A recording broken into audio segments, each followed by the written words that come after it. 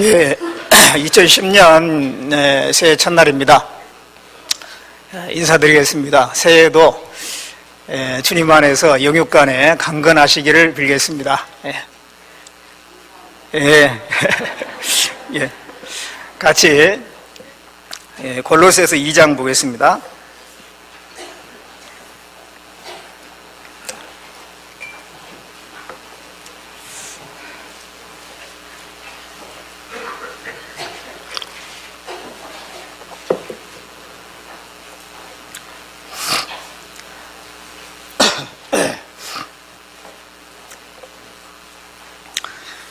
골로새서 2장 6절 7절 말씀 찾으셨으면 같이 읽겠습니다. 그러므로 너희가 그리스도 예수를 주로 받았으니 그 안에서 행하되 그 안에 뿌리를 밟으며 세움을 입어 교훈을 받은 대로 믿음에 굳게 서서 감사함을 넘치게 하라. 예. 오늘은 무슨 말씀을 드릴까 하다가 그리스도인의 그 신분 중에서 종으로서의 그리스도인에 대해서 좀 말씀을 같이 배우겠다는 그런 생각을 했습니다. 구원받으면 여러 가지 신분들이 생깁니다. 우선 우리가 잘 알고 있는 신분이 하나님의 아들이죠. 영접하는 자, 그 이름을 믿는 자에게는 하나님의 자녀가 되는 권세를 주신다고 그랬는데, 우리가 구원받으면 하나님의 자녀가 됩니다. 뿐만 아니라 왕같은 제사장이다라고 했습니다. 그리고 또 그리스도의 제자입니다. 또 청직입니다. 또 그리스도의 신부라고도 합니다. 그런 여러 가지 신분이 있는데, 오늘은 특별히 종으로서의 그 그리스도인에 대해서 같이 상고를 해보려고 합니다. 우리는 주님의 종이죠. 그렇다면 예수님은 우리의 주인이 되시는 겁니다. 우리의 주님이 되시는 겁니다. 그래서 주님은 우리에게 어떤 분인가, 그리고 우리는 주님 앞에 종으로서 또 어떻게 살아야 되는가라고 하는 그런 문제에 대해서 좀 상고를 해보도록 하겠습니다. 골로새서 2장 6절 말씀에 그러므로 너희가 그리스도 예수를 주로 받았으니 그 안에서 행하되, 그리스도 예수를 주님으로 받았다라고 했습니다. 예수님은 우리의 주님이십니다. 그것을 알고 그 안에서 행하고 그 안에 뿌리를 박을 때 믿음에 굳게 서고 감사함이 넘치는 그런 삶을 살 수가 있습니다.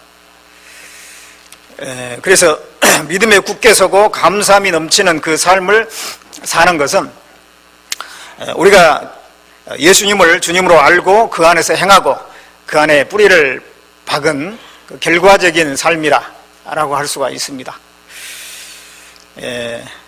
예수님을 우리가 주님으로 받았다라고 했는데, 정말 주님으로 생각하시나요?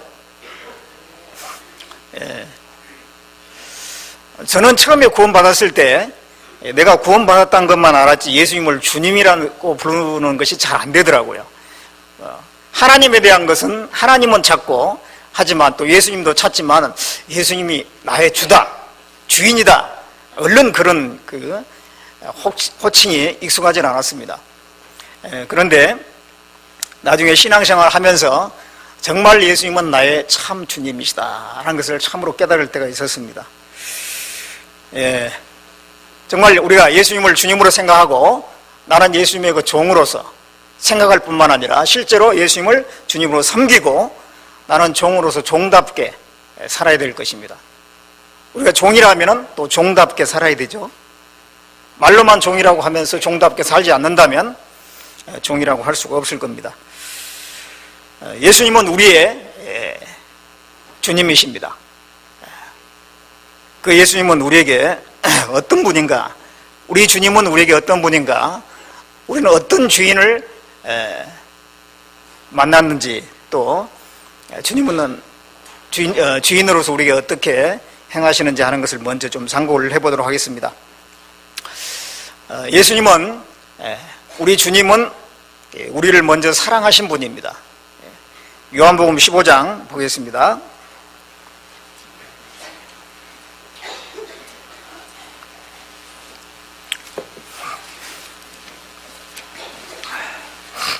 요한복음 15장 12절 보겠습니다.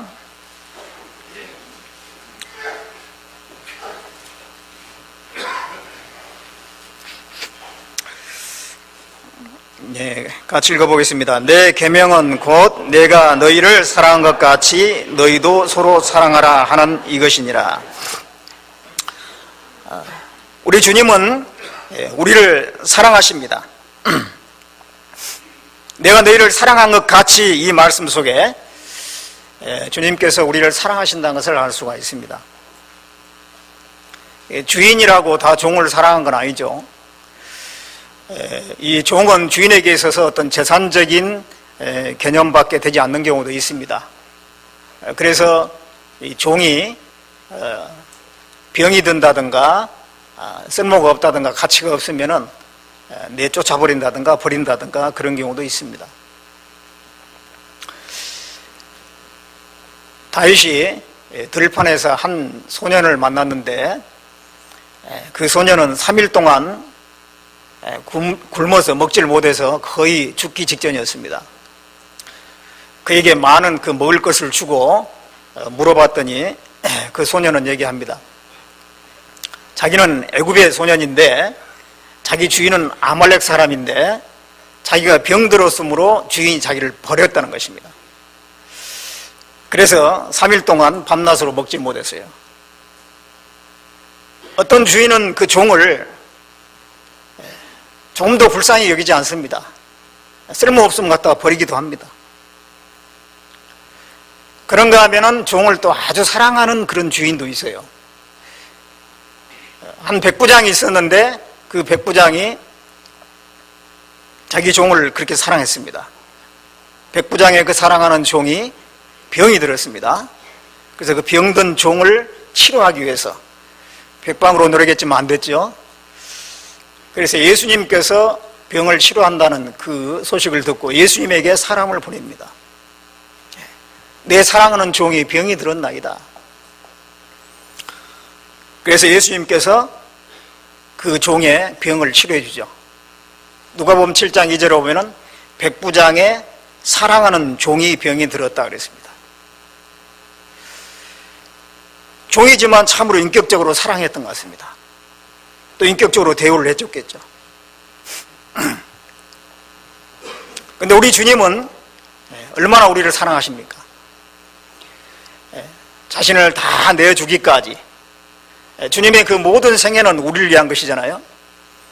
예수님의 출생과 생애와 그리고 그 많은 고난, 그리고 죽음, 부활, 승천, 재림, 그 모든 것은 우리를 위한 것입니다. 주님은 자신의 모든 생애를 우리를 위해서 내주셨어요. 우리 죄를 사하기 위해서 모든 피를 흘려주셨습니다. 로마서 5장 8절 말씀 우리가 잘 알죠. 그리스도께서 우리가 아직 죄인 되었을 때 그리스도께서 우리를 위하여 죽으심으로 하나님께서 우리에 대한 자기 사랑을 확증하셨느니라. 우리가 하나님의 사랑을 특별히 받을 만한 자격이 없을 때, 우리가 죄를 짓고 있었을 때, 하나님을 알지 못하고 있을 때 하나님께서 먼저 우리를 사랑해 주시고 그리스도께서는 자신의 모든 것을 우리를 위해서 내어주셨습니다. 자신의 모든 삶을 내주셨습니다. 그만큼 우리를 사랑하셨어요. 이 세상에 과거에 주인과 종의 제도가 있었죠. 우리나라도. 요즘에는 없습니다만은 다른 나라는 또 그런 제도가 있는 나라가 많이 있을 거예요. 그러나 어떤 주인도 예수님처럼 종을 사랑하는 그런 주인은 없을 겁니다.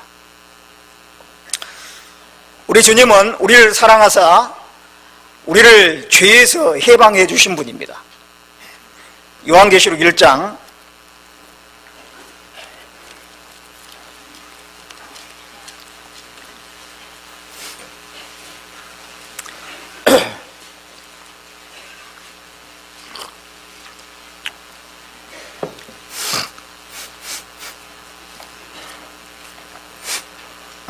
요한계시록 1장 5절 말씀 보겠습니다.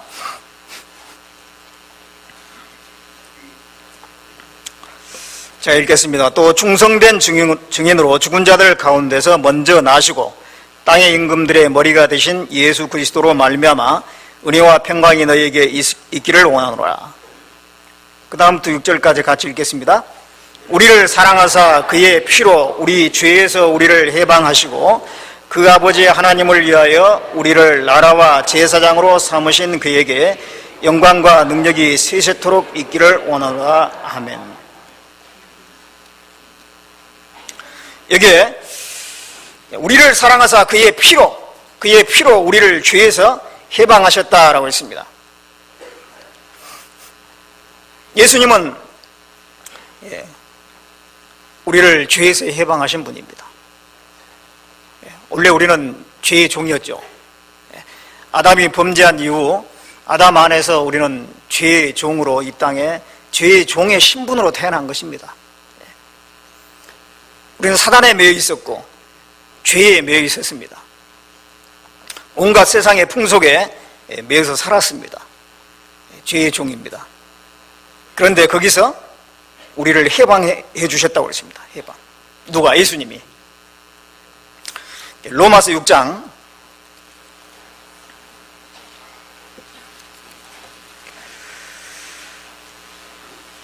로마서 6장 17절 보겠습니다.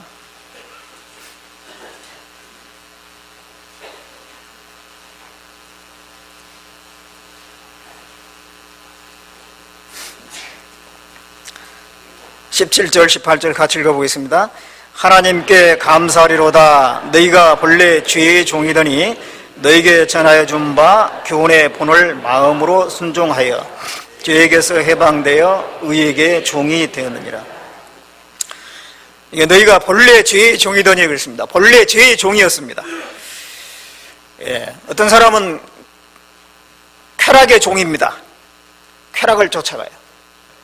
어떤 사람은 명예의 종, 명예를 평생 그 명예를 추구해서 자기의 모든 것을 다 바치는 사람, 시간과 정력과 모든 것을 다 바치는 거예요. 어떤 사람은 술에 질질 끌려다닙니다. 술 먹을 일 없나? 술의 종, 도박의 종, 어떤 사람은 폭력의 종, 폭력계, 그 조직폭력배 그 가운데 살아가는 사람도 많이 있잖아요. 어떤 사람은 돈의 종입니다. 어떤 사람은 어떤 스피드의 종, 막 그 오토바이 타고 막 질주하는 거 있잖아. 거기서 어떤 쾌감을 느낀다든가 그런 사람들도 있잖아요. 어떤 사람은 만화나 영화에 푹 빠져 있는 사람도 있습니다. 어떤 그런 그 죄에 끌려다니는 겁니다. 죄에 매여서 사는 겁니다. 사탄에 매여 살고 죄에 매여 살고 세상 풍속에 매여 살고 결국 우상 숭배하고 살아가는 것입니다. 그것이 죄의 종의 모습이에요. 마치 그 애굽 사람들 가운데 이스라엘 민족들이 애굽 가운데 있었잖아요. 400년 동안 종살이 한 것입니다. 그들에겐 주권도 없고 자유도 없고 그 바로의 압제 아래서 바로가 시키는 대로 노역을 하면서 그들의 매여서 살았습니다. 그 가운데 우상 숭배하면서 살았을 거예요. 모세가 40일간 자리를 배운 적이 있었잖아요. 그때 이스라엘 사람들은 금방 금송아지 우상을 만들어서 섬겼습니다. 그런 걸 보면은 애굽에서 분명히 그 우상을 섬기며 살았을 거예요. 그 가운데서 하나님께서는 모세를 보내서 이스라엘 민족을 구원해냈습니다. 해방시켜 주었습니다. 자유케 했습니다. 그 모세는 바로 예수 그리스도의 그림자죠. 예수님께서 이 땅에 오셔서 죄인에게 진정한 자유를 주시기 위해서 오셨습니다. 우리에게 예수님께서 자유를 주신 거예요. 우리의 죄를 해결해 주시고 죄의 세력에서 사단의 권세에서 우리를 벗어나게 해주셨습니다. 우리의 그 결박을 푸신 거예요. 시편 116장 보겠습니다.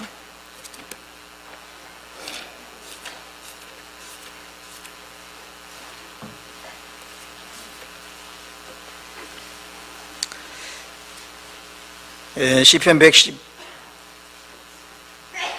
116장 16절입니다.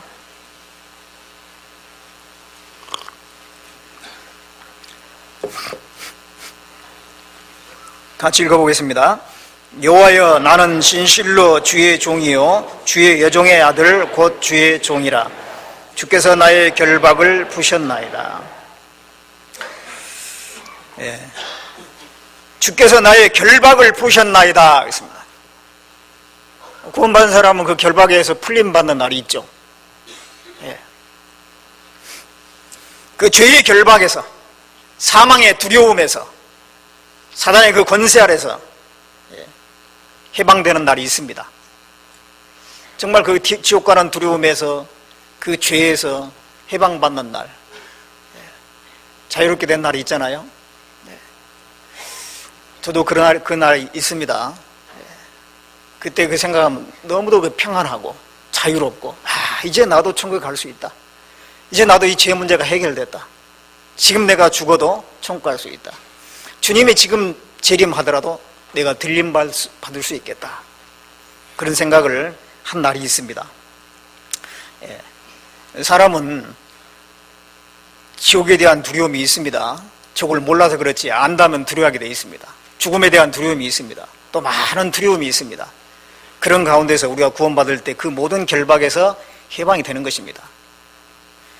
진리가 너희를 자유케 하리라. 진리를 알지니 진리가 너희를 자유케 하리라. 그 말씀대로 우리가 참 진리를 깨달았을 때 우리 마음에 자유를 얻지 않습니까?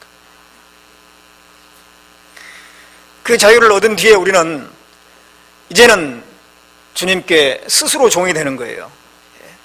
여기 있는 말씀대로 여호와여, 나는 진실로 주의 종이요 주의 여종의 아들 곧 주의 종이라.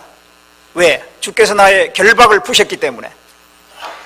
주께서 나를 그 죄에서, 사망에서, 지옥에서, 그 결박에서 푸셨기 때문에 우리는 자원하는 심령으로 순종의 종이 되는 것입니다. 의의 종이 되는 것입니다. 이제는 주님의 종이 되는 것입니다.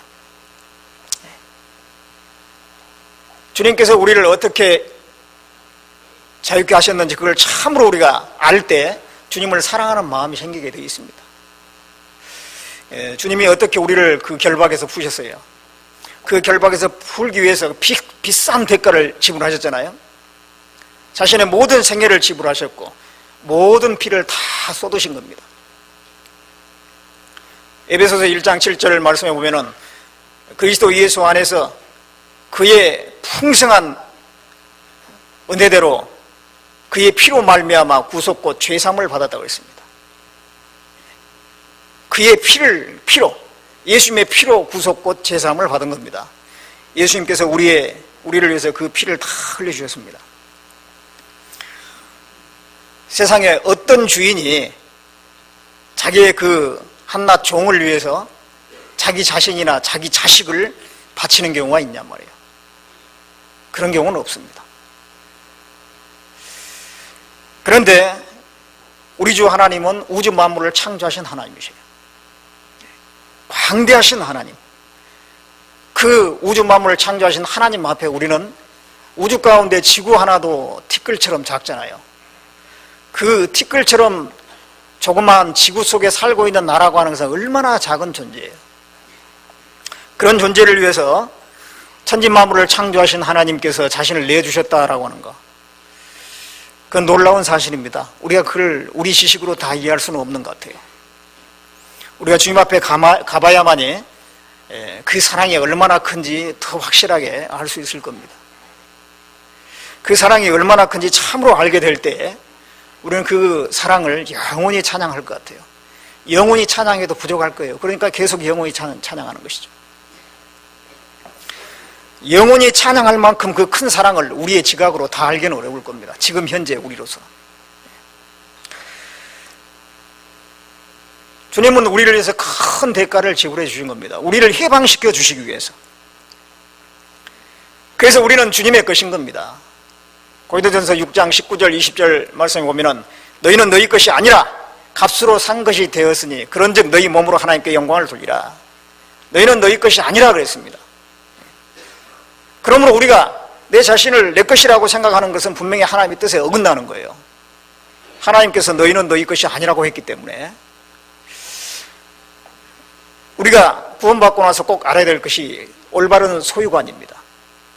나는 나의 것이 아니라는 것입니다. 주님의 것이라는 것입니다. 종은 주인의 소유물이에요, 원래. 그렇죠? 종은 주인의 소유물입니다. 주인에게는 많은 재산이 있는데 그 중에 한 재산 중에 일부가 종이라는 것입니다. 종은 주인의 것입니다. 그처럼 우리는 주님의 것입니다. 내 자신, 또 내 가지고 있는 재능, 내 재물, 내 시간, 내 건강, 심지어 내 가족까지 주님의 것인 것입니다. 그 소유관을 우리는 분명히 해야 돼요. 그렇지 않으면 온전히 살 수가 없습니다. 우리가 그리스도인으로서 많은 신분이 있지만, 하나님의 아들이라고 하는 영광스러운 신분도 있지만, 우리가 이 땅에 사는 동안은 종으로 살아야 된다는 것을 꼭 기억해야 됩니다. 내가 주님의 종이라는 걸 참으로 알지 못한다면 그 삶은 온전하지 못할 거라고 생각해요.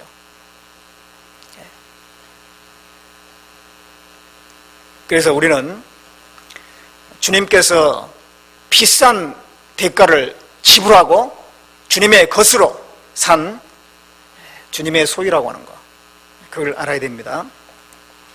그 다음에 우리 주님은 우리를 또한 공급하시는 분입니다.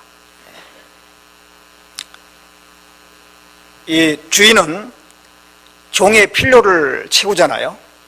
그래서 주인은 종을 부려먹으려면 음식도 줘야 되고 옷도 줘야 되고 또 생활도구도 줘야 됩니다. 뿐만 아니라 농사를 짓게 하려면 농기구도 사줘야 되고, 그런 건 다 주인이 이렇게 공급해 주는 거예요. 종은 그것을 받아서 주인을 위해서 일하는 것입니다. 마찬가지로 우리 주님은 우리의 필요한 것, 영혼에 필요한 것, 육신에 필요한 것, 그 필요를 공급해 주시는 분입니다. 주님은 우리의 그 영혼에 필요한 것을 공급하신 분이에요. 에베소서 4장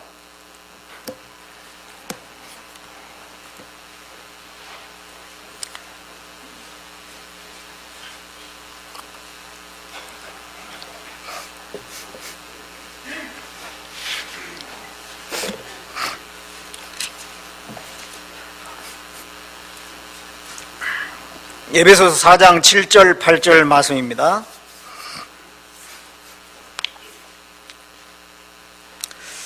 자, 이어서 같이 읽겠습니다. 우리 각 사람에게 그리스도의 선물의 분량대로 은혜를 주셨나니, 그러므로 이르기를 그가 위로 올라가실 때에 사로잡힌 자를 사로잡고 사람들에게 선물을 주셨다 하였도다. 예. 이게 그리스도께서 선물을 우리에게 주셨습니다. 그가 위로 올라가실 때에 사로잡힌 자를 사로잡고, 사로잡힌 자, 우리가 죄에 사로잡히고 사단의 권세, 영원한 지옥의 형벌에 갈 수밖에 없는 그런 운명에 사로잡혀 있었는데, 주님께서 우리를 해방시켜 주시고 주님의 것으로 사로잡아 주셨습니다. 그런 다음에 사람들에게 선물을 주셨다 그랬습니다. 구원받은 사람에게 선물, 한 가지가 아니라 여러 가지를 주신 겁니다. 영어 성경에 선물들이라고 되어 있어요. 구원받은 사람에게 선물들을 주시는 겁니다. 선물들. 영혼에 필요한, 또 주님을 위해서 사는데 필요한 모든 은사를 주시는 것입니다. 주님이 주신 것을 우리가 받지 않고서는 주님을 위해서 살 수가 없잖아요. 주님은 우리를 구원해 주셨을 뿐만 아니라 주님을 위해서 살 수 있도록 여러 가지 은사를 주세요. 로마서 8장 32절 말씀에 자기 아들을 아끼지 아니하고 우리 모두에게 내주신 분이 아들과 함께 모든 좋은 것을 은사로 주시지 않겠느냐 그랬습니다. 아들을 내주신 분께서 다른 은사는 주시지 않겠느냐, 그건 부수적인 것으로 따라오는 것입니다. 그래서 우리가 주님을 위해서 살 수 있도록, 또 우리가 신앙생활 하는데 필요한 것들, 그런 것들을 분명히 주세요. 말씀을 깨닫게 해주시고, 우리 영혼은 말씀을 계속 양식처럼 먹어야 되기 때문에 내가 원하고 바란다면 주님께서는 언제든지 깨닫게 해주시는 겁니다. 내가 원하고 바라지 않기 때문에, 내가 말씀을 멀리하기 때문에 깨닫지 못하는 것이지, 가까이 하고 내가 원하면 사모하는 영혼을 만족케 하신다는 말씀대로 우리 마음에 분명히 채워주시는 말씀이 있는 것입니다. 교제를 통해서 우리가 알아야 될 것을 또 알게 해주시는 거예요. 어떤 능력을 공급해 주시는 것입니다. 우리의 이런 모임을 통해서 하나님께서 우리에게 주시고자 하는 것이 분명히 있습니다. 또 내가 어떤 봉사를 할 때 그 봉사할 수 있는 능력을 주세요. 그래서 빌립보서 3장 3절에 보면 성령으로 봉사라고 되어 있습니다. 성령으로. 사도 바울도 자기의 능력으로 하나님의 일을 한 것이 아닙니다. 내가 주께 받은 것을 너에게 전했다라고 했어요. 주님으로부터 받아서 받은 것을 전하는 하나의 통로 역할을 한 것뿐입니다. 우리도 주님으로부터 받아야만 됩니다. 주님은 우리에게 많은 걸 주시려고 하셔요.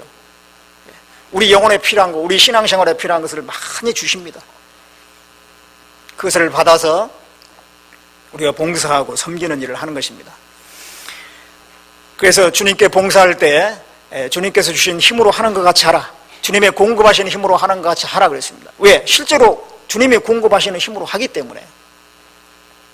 그래서 우리 영혼에 필요한 것을 주님께서는 분명히 주십니다. 그래서 우리는 봉사하고 나서도 주님께 영광 돌릴 수밖에 없어요. 주님께서 주신 걸 받아서 그대로 순종해서 했기 때문에 오로지 주님께 우리가 영광을 돌리는 것입니다. 뿐만 아니라 육신에 필요한 것도 다 주십니다. 빌립보서 4장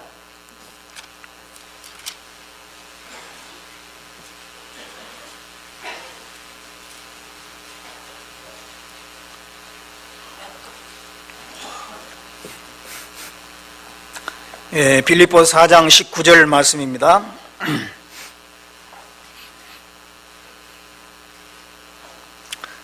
같이 읽겠습니다. 나의 하나님이 그리스도 예수 안에서 영광 가운데 그 풍성한 대로 너희 모든 쓸 것을 채우시리라. 나의 하나님이 그리스도 안에서, 그리스도 예수 안에서 영광 가운데 그 풍성한 대로 너희 모든 쓸 것을 채우시리라. 여기서 쓸 것은 육신에 필요한 것들, 우리가 육신을 입고 있기 때문에 육신에 필요한 것들이 있습니다. 먹어야 됩니다. 또 수면을 취해야 됩니다. 또 우리가 살아가는 데 필요한 많은 것들이 있습니다. 물질도 필요합니다. 그런 것들을 하나님께서 도외시한 것이 아니라 그런 것까지 채워주신다는 것입니다. 왜 그런 걸 채워주십니까? 주님을 위해서 살기 위해서, 살게 하도록 하기 위해서. 이 빌립보 교회는 참으로 복음의 역사에 함께 동참하고 하나님의 일에 적극적이었던 그런 교회잖아요. 그렇기 때문에 그 복음을 위해서 살도록 하기 위해서 더 채워준다, 그런 얘기입니다. 우리가 주님의 그 복음을 위해서 살고자 하는 간절한 마음만 있다면 주님께서 분명히 물질적인 것도 다 채워주시는 겁니다. 그것이 약속이죠. 먼저 하나님 나라와 의를 구하면 이 모든 것을 내게 더하시리라. 그것은 분명한 하나님의 약속입니다. 그래서 구원받은 그리스도인들은 결코 물질적인 것 때문에 염려하거나 근심하거나 그럴 필요가 없는 겁니다. 내게 필요한 대로 다 채워주시는 겁니다. 내가 부족하다고 생각할지 모르겠지만 하나님 보실 때는 그것이 내게 족한 정도일 겁니다.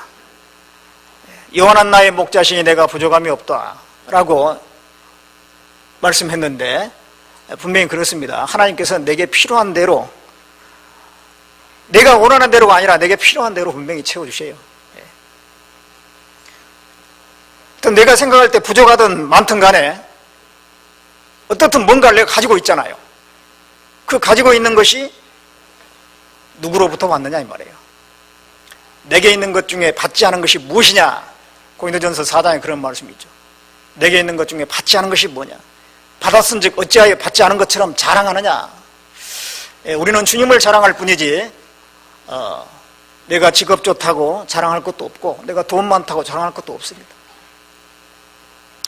내가 잘 산다고, 더 많은 지식이 있다고, 많이 배웠다고 자랑할 것도 하나도 없죠. 오로지 그 모든 걸 주신 주님께 감사하고 또 주님을 위해서 그것을 잘 선용해야 될 것입니다.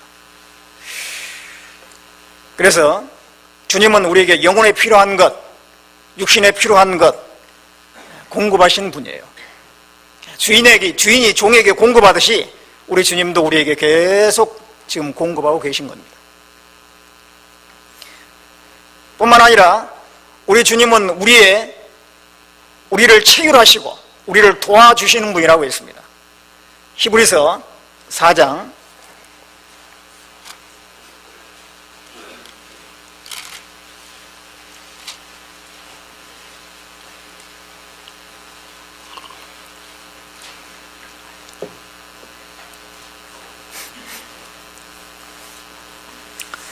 히브리서 4장 15절 말씀 보겠습니다.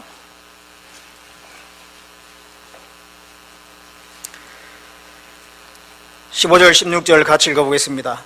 우리에게 있는 대제사장은 우리의 연약함을 체휼하지 아니하는 자가 아니요 모든 일에 우리와 한결같이 시험을 받은 자로되 죄는 없으시니라. 그러므로 우리가 긍휼하심을 받고 때를 따라 돕는 은혜를 얻기 위하여 은혜의 보좌 앞에 담대히 나갈 것입니다. 우리에게 있는 대제사장, 우리 주님은 우리 연약함을 체휼하신 분이다. 체휼이라고 하는 것은 높은 사람이 낮은 사람의 상태를 잘 헤아려서 불쌍히 여겨주고 살펴주는 것을 체휼이라고 합니다. 우리 주님은 그렇다는 것입니다. 원래 이 부자는 가난한 자의 심정을 잘 몰라요. 어렸을 적부터 부잣집에 태어나가지고 나중에 부자로서 계속 살아가는 사람은 가난한 사람의 그 마음을 어떻게 헤아리겠어요?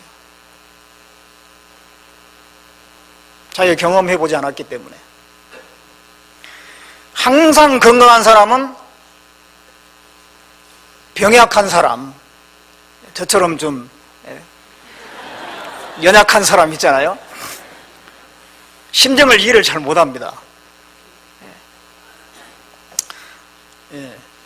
어떤 그런 것 같더라고요. 항상 건강한 사람 보면은 말이 잘 안 통해요.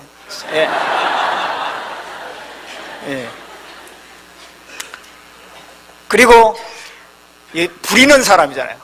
부리는 사람은 부림을 받는 종의 심정을 다 이해를 못해요. 옛날에 보면은 그렇잖아요. 주인집에 태어나가지고 주인 아들이 성장해서 또 주인이에요. 그러면 자기를 따르는, 자기를 시종드는 그 종의 심정을 어떻게 알겠어요? 자기가 종된 적이 없는데. 그죠? 사람은 경험하지 않고서는 그걸 알지 못합니다. 특히 높은 사람은 낮은 사람, 비참한 그 삶을 살고 있는 사람의 심정을 잘 이해 못하는 겁니다. 그러나 우리 주님은 아신다는 거예요. 우리를 체휼하지 않은 분이 아니라는 것입니다. 체휼하신다는 것입니다. 한결같이 우리와 함께 우리와 같이 시험을 받으신 분입니다. 왜? 우리하고 똑같은 육체를 입고 이 땅에 오셨어요. 그렇기 때문에 우리의 마음을 다 아심과 우리의 심정을 다 아신다는 거예요. 우리가 당한 것을 다 경험하셨기 때문에. 주님의 육체는 특별히 연약했습니다. 마른 땅에서 나온 줄기와 같이 고운 모양도 없고 풍채도 없고 흠모할 만한 아름다운 것이 없다고 했어요. 육체적으로는 아주 연약하고 보통 사람보다 더 못한 그런 육체를 가지고 태어났습니다. 그래서 그 육체의 컴플렉스를 가지고 있는 사람을 다 이해하실 거예요, 주님은. 그리고 주님은 배고픔의 고통을 경험하신 분입니다. 40일 금식한 적 있잖아요. 40일 동안. 이 중에 40일 금식해 보셨어요? 아무도 안 계시죠? 저도 안 해봤습니다. 그 배고픔의 그 고통을 경험한 사람은 많이 있을 거예요. 그러나 주님은 그보다 훨씬 더 큰 고통을 당하신 겁니다. 40일 금식하셨어요. 그리고 주님께서 사시는 그 당시에는 늘 진수성찬에 식사하는 그런 시대가 아닙니다. 아주 그 먹기 어려운 시대였어요. 특히 로마의 그 앞자리에 있는 이스라엘 땅에 먹을 것이 뭐 얼마나 있겠어요. 아주 단조로운 식사를 했습니다. 그렇기 때문에 주님은 그런 사람의 마음을 아세요. 주님은 가난의 고통과 질병의 고통을 아신 분이라고 했어요. 강고를 아시며 질고를 겪으신 분이라고 했어요. 가난의 고통과 질병의 고통.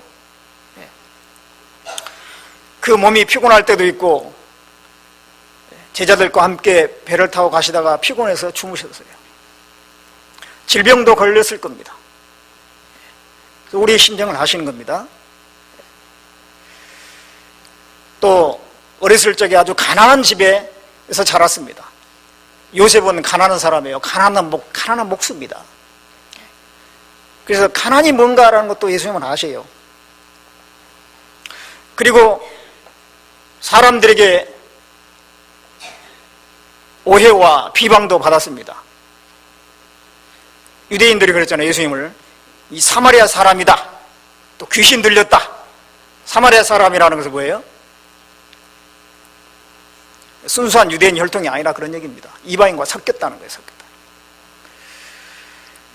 그런 오해를 받았습니다. 귀신 들렸다, 능력을 행하니까 귀신의 힘을 빌려서 그런 병을 고친다든가 능력을 행한다, 이적을 행한다, 그런 거예요.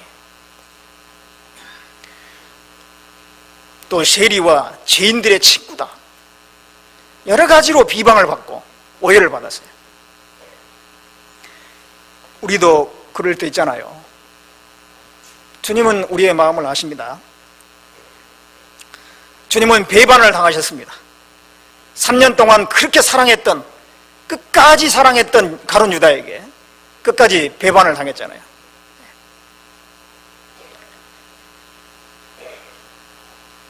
우리도 배반 당할 때가 있어요. 정말 친한 친구였는데 복음 전하니까 싹 돌아서 버리고, 직장 동료 잘 지내다가 복음 전하니까 돌아서 버리고, 그런 경우 있습니다. 예수님은 모욕을 당했습니다. 어떤 모욕을 당했습니까? 예수님이 십자가에 못 박혀 죽으시기 바로 전에 군병들에 의해서 조롱을 당했어요. 브라이도리온이라고 하는 그 광장에 예수님이 이제 서 있습니다. 그때 군병들이 예수님 머리에다가 마땅히 면류관을 씌워야 되는데 대신 가시관을 씌웠습니다.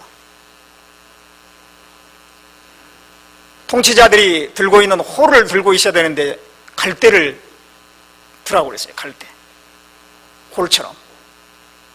그리고 자색 옷을 입혔습니다. 그런 다음에 온 군대가 모여서 그 앞에 절을 했다고 되어 있어요. 그 온 군대가 몇 명 정도 되냐면 한 600명 정도 됩니다. 한 600명의 그 사람들이, 군병들이 예수님 앞에 절하면서 진짜 경배하기 위해서 절했어요? 모욕하는 겁니다. 조롱하는 겁니다. 유대인의 왕이여 평안할지어다. 그리고 난 다음에 갈대를 뺏어가지고 때리고 침뱉고 조롱했습니다. 이 사람이 한 사람 앞에서만 조롱받아도 잊을 수가 없습니다. 근데 600명 앞에서 공개적으로 조롱을 받는다는 것은 말할 수 없는 정신적인 고통일 거예요. 우리가 신앙생활을 하다 보면 조롱당할 때도 있잖아요. 오해받을 때도 있고 핍박을 받을 때도 있습니다. 그러나 우리 주님은 우리의 모든 심정을 아신다는 겁니다. 한결같이 우리가 같은 그 시험을 받으신 분이니까 우리를 체휼하신 분입니다.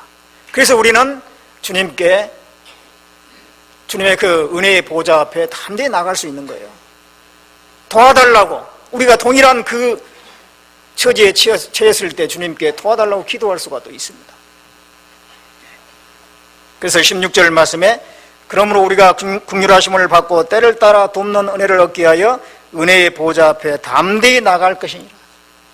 은혜의 보좌 앞에 담대히. 주님은 우리를 도와주신 분입니다. 우리를 체휼해 주신 분이에요. 우리 심정을 다 헤아려 주신 분이에요. 그래서 우리는 주님 앞에 나갈 수가 있는 것입니다. 또 우리 주님은 우리를 섬겨주신 분입니다. 먼저 우리를 섬겨주셨어요. 빌립보서 2장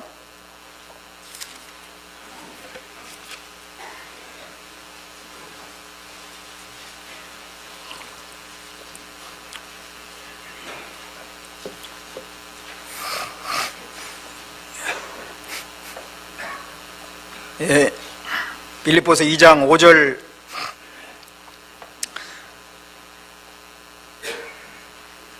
부터 8절까지 같이 읽겠습니다.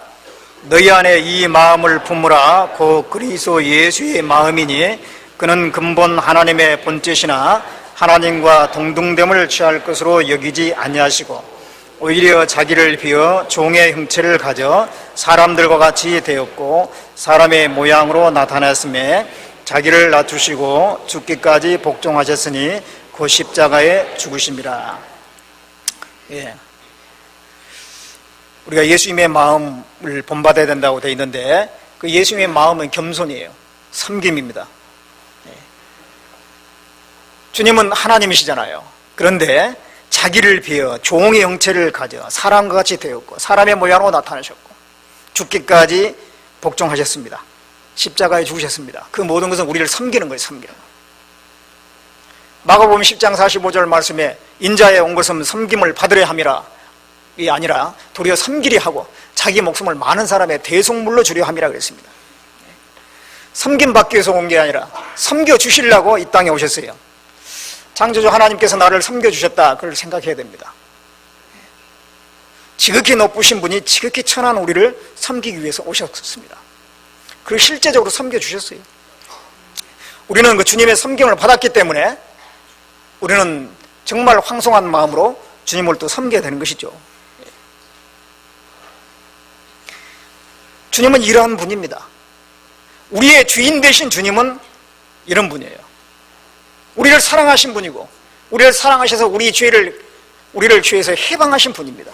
우리를 공급하신 분입니다. 우리를 체휼해 주신 분이고 우리를 섬겨주신 분입니다. 그래서 우리는 주님을 우리 주 예수 그리스도를 주님이라고 부를 수 있는 것입니다. 주님으로 섬길 수 있는 거예요. 참으로 예수 그리스도의 그 사랑을 깨달은 사람은 예수님을 주라고 부르게 될 겁니다. 그리고 주님으로 섬기게 될 거예요. 주님을 알지 못한다면 주님으로 진정 섬길 수가 없습니다. 가룟 유다는 3년 반 동안 예수님을 따라다녔지만 예수님을 주라고 부른 적이 없어요. 가룟 유다는 예수님을 참으로 깨달은 적이 없으니까 만찬석상에서 예수님께서 너희 중에 한 사람이 나를 팔리라 그랬을 때 가룟 유다는 라비어 내니까 그랬어요. 주님이라고 안 했습니다. 라비어 선생님. 그리고 겟세마네 동산에서 대제사장의 그 하속들을 데리고 인도에서 왔잖아요. 가룟 유다가. 그때도 예수님 앞에서 라비어 안녕하시옵니까? 주여 그러지 않았습니다. 선생님. 예수님을 참으로 알지 못하는 사람은 예수님을 선생 정도, 4대 성인 중에 한 사람 정도, 선지자 정도 그렇게 생각할 거예요. 가룟 유다처럼. 그러나 베드로는 끝까지 주님이라고 했습니다. 주님, 내가 죽을지언정 주를 부인하지 않을 것입니다. 물론 베드로도 처음에는 예수님을 선생이라고 그랬어요. 베드로가 이제 예수님 처음 만났을 때 밤이 맞도록 갈릴리 호수에서 물고기를 잡았지만 한 마리도 잡지 못했습니다. 그래서 이제 새벽이 됐는데 그때 예수님을 만났죠. 예수님께서 쭉 말씀하시고 난 다음에 베드로에게 깊은 데로 가서 그물을 내려서 고기를 잡으라 그랬습니다. 그때 베드로가 선생이여 그랬어요. 그때 선생이라고 그랬습니다. 선생이여, 우리가 밤이 맞도록 수고하였으되 얻은 것이 없지만 말씀에 의지하여 그물을 내리리이다. 그래서 가서 이제 그물을 내렸는데 그물이 찢어질 정도로 물고기가 잡혔죠. 그때 베드로는 그 예수님의 신성을 본 것 같습니다. 예수님의 무릎 아래 엎드렸다고 그랬어요. 엎드려서 주여 나를 떠나소서 나는 죄인이로소이다. 그때 예수님을 주라고 불렀어요. 방금 전에 선생이라고 했는데 주로 바뀌었습니다. 그 뒤로 베드로는 성경을 찾아보면 계속 예수님을 주여 주여 계속 주라고 그랬어요. 끝까지 줍니다. 그는 예수님을 참으로 알게 된 거예요. 예수님 안에 신성을 발견한 겁니다. 도마도 예수님이 부활하신 뒤에 그 부활하신 예수님을 처음에는 믿지 않았었죠. 나중에 이제 부활하신 주님을 보고 나의 주시여 나의 하나님이시니이다. 예수님의 신성을 봤을 때 참으로 주라고 고백했습니다. 우리가 구원받을 때 예수님이 하나님이라는 걸 압니다. 물론 예수님이 내 죄를 영원히 속죄해 주셨다는 것도 깨닫고 예수님은 하나님이라는 걸 알아요. 예수님이 단순한 인간이 아니라는 걸 압니다. 그리고 우리는 예수님을 하나님으로 섬깁니다. 그때 우리는 예수님을 주라고 부르는 거예요. 우리는 주님을 참으로 알았습니다. 이제 우리의 나머지 삶은 주님을 참으로 섬기는 삶이에요. 이제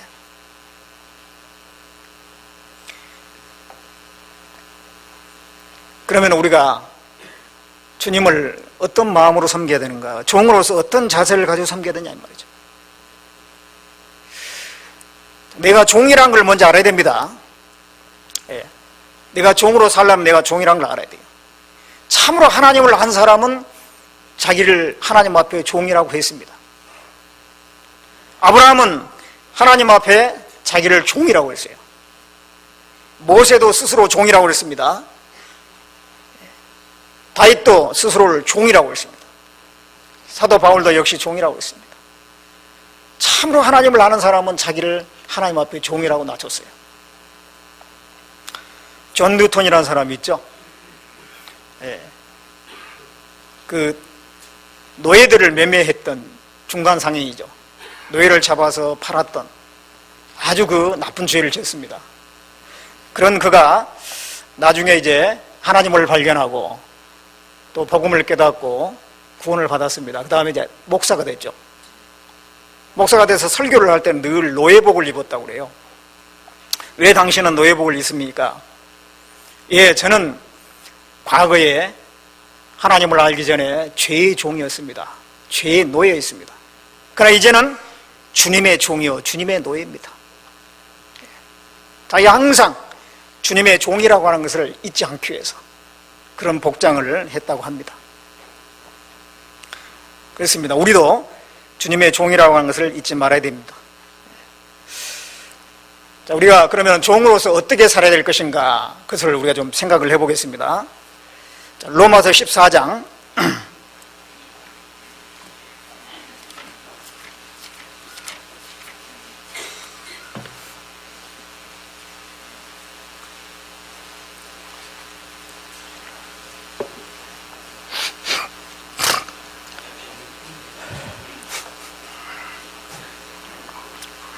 로마서 14장 7절부터 보겠습니다.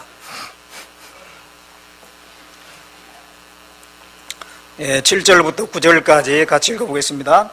우리 중에 누구든지 자기를 위하여 사는 자가 없고 자기를 위하여 죽는 자도 없도다. 우리가 살아도 주를 위하여 살고 죽어도 주를 위하여 죽나니 그러므로 사나 죽으나 우리가 주의 거리로다. 이를 위하여 그리스도께서 죽었다가 다시 살으셨으니 그 죽은 자와 산 자의 주가 되려 하심이니라. 예. 자, 우리 중에 누구든지 자기를 위해 사는 자가 없고 자기를 위해 죽는 자도 없다. 예. 아주 당연하게 이렇게 말씀하고 있어요. 자기를 위해서 살지 말고 자기를 위해서 죽어도 안 된다. 그걸 가르치는 것이 아니라 우리 중에 그런 사람 없다. 자기를 위해서 살지 않고 자기를 위해서 죽지 않고 오로지 주님을 위해서 살고 죽는 것이 당연한 것처럼 이렇게 말씀하고 있습니다. 그래서 우리가 살아도 주를 위하여 살고 죽어도 주를 위하여 죽나니 그러므로 우리가 사나 죽으나 우리가 주의 것이다. 우리는 주님의 것이기 때문에 살든지 죽든지 주님을 위해서 살고 죽고 하는 것이 마땅하다 그런 얘기입니다. 왜? 이를 위하여 그리스도께서 죽었다가 다시 살아나셨으니 그렇습니다. 곧 죽은 자와 산 자의 주가 되려 하심이라. 우리의 주가 되기 위해서 죽었다가 부활하신 거예요. 우리를 주님의 것으로 삼기 위해서 주님께서 죽었다가 부활하신 것입니다. 그렇기 때문에 우리는 주님의 소유고 이제는 주님을 위해서 살아야 된다는 것입니다. 종은 주인을 위해서 살아야 돼요. 과거에 이렇게 조선시대에 종이 있었잖아요. 종이 있는데 종이 딴살림 차리고 종이 자기를 위해서 뭔가 다른 것을 계획하고 그걸 주인이 안다면 가만 놔둘 리가 없어요. 종은 오로지 주인을 위해서 일하고 주인을 위해서 살아야 돼. 종의 삶은 결국은 모든 것이 주인에게 돌아가야 돼요. 그것이 마땅한 거기 때문에. 왜? 주인의 소유니까. 이 소를 이제 키우잖아요. 주인이 키우면은 소에게 여물도 주고 여러 가지 해줍니다. 그러면 그 소는 어떻게 합니까? 주인을 위해서 일합니다. 밭을 갈고 논을 갈고 그 많은 일을 해요. 나중에는 어떻게 해요? 이제 힘이 빠지면은 도살장에 가죠. 고기까지 다 바치는 거예요. 주인을 위해서 죽도록 일하고 결국은 고기까지 다 바치는 거예요. 그게 소입니다. 그게 주인에게 충성하는 그 소의 모습입니다. 우리가 바로 그런 모습이어야 되죠. 갈라디아서 2장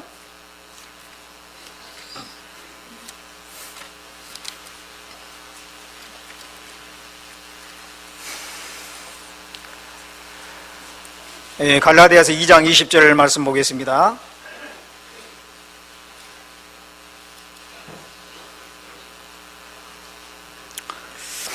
같이 읽어보겠습니다. 내가 그리스도와 함께 십자가에 못 박혔나니 그런즉 이제는 내가 산 것이 아니요 오직 내 안에 그리스도께서 사신 것이라. 이제 내가 육체 가운데 사는 것은 나를 사랑하사 나를 위하여 자기 몸을 버리신 하나님의 아들을 믿는 믿음 안에서 사는 것이라. 자, 이 말씀은 사도 바울이 하신 개인적인 그 신앙 고백이라고 할 수 있을 겁니다.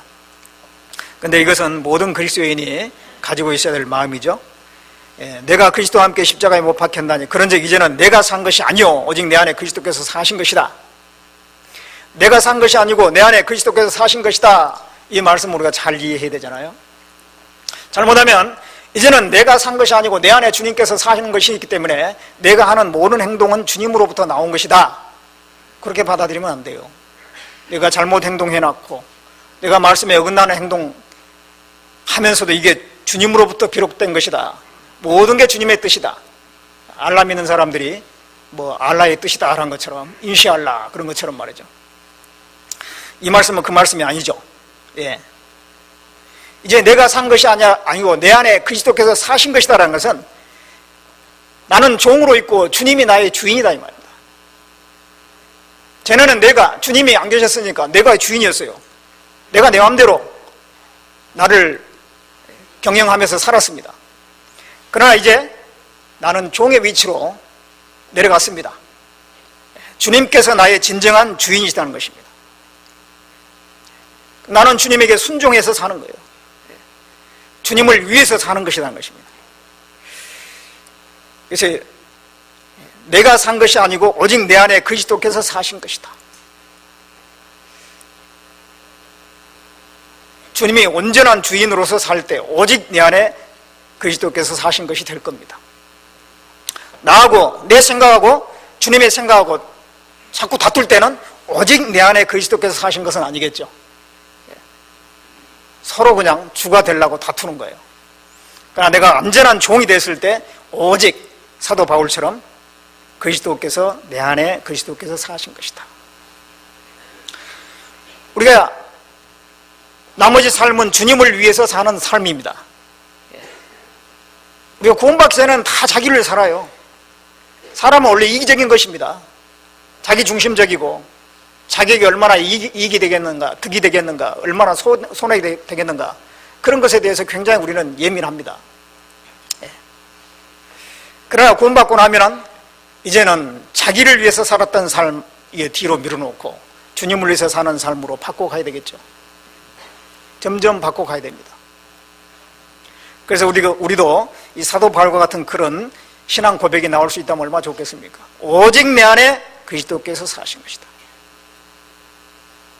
그런 삶을 살려면 그 뒷구절이 또 병행돼야 돼요. 이제 내가 육체 가운데 사는 것은 나를 사랑하사 나를 위하여 자기 몸을 버리신 하나님의 아들을 믿는 믿음 안에 사는 것이다. 하나님 아들을 믿는 그 믿음 안에서 살지 않고서는 주님을 위해서 진정 살 수가 없어요. 주님을 위해서 사는 것은 내 힘으로 사는 게 아니거든요. 주님을 믿는 그 믿음 안에서 주님을 위해서 살 수 있는 겁니다. 하나님을 진정으로 의지하는 그 믿음, 맡기는 믿음, 그게 없이 주님께 순종하는 믿음은 없습니다. 맡기는 믿음이 없이 순종하는 건 안 돼요. 나의 삶을 맡기고 나의 모든 걸 맡기지 않고서 주님께 순종하는 것은 안 되는 것입니다. 여기서 하나님의 아들이라고 특별히 하나님을 이런 단어를 넣어놨잖아요. 그 하나님, 전지전능하신 하나님, 전능하신 그 하나님, 그 아들을 믿는 믿음, 그 전능하신 분을 믿는 그 믿음 안에서 우리가 살 때 또 주님을 위해서 우리가 사는 삶도 가능합니다. 그래서 우리의 삶은 종으로서 주인을 위해서 살듯이 우리는 주님을 믿고 의지하면서 또 주님께 순종해서 주님을 위해서 살아가는 삶입니다. 그리고 종은 이제 주인 외에 다른 것은 매이지 말아야 돼요. 종은 주인에게만 매여야 됩니다. 고린도전서 7장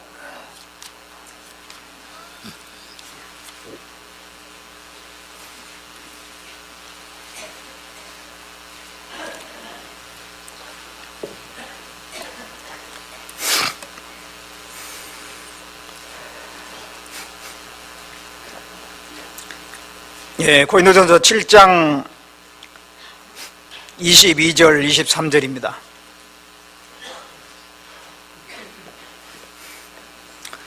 같이 읽어보겠습니다.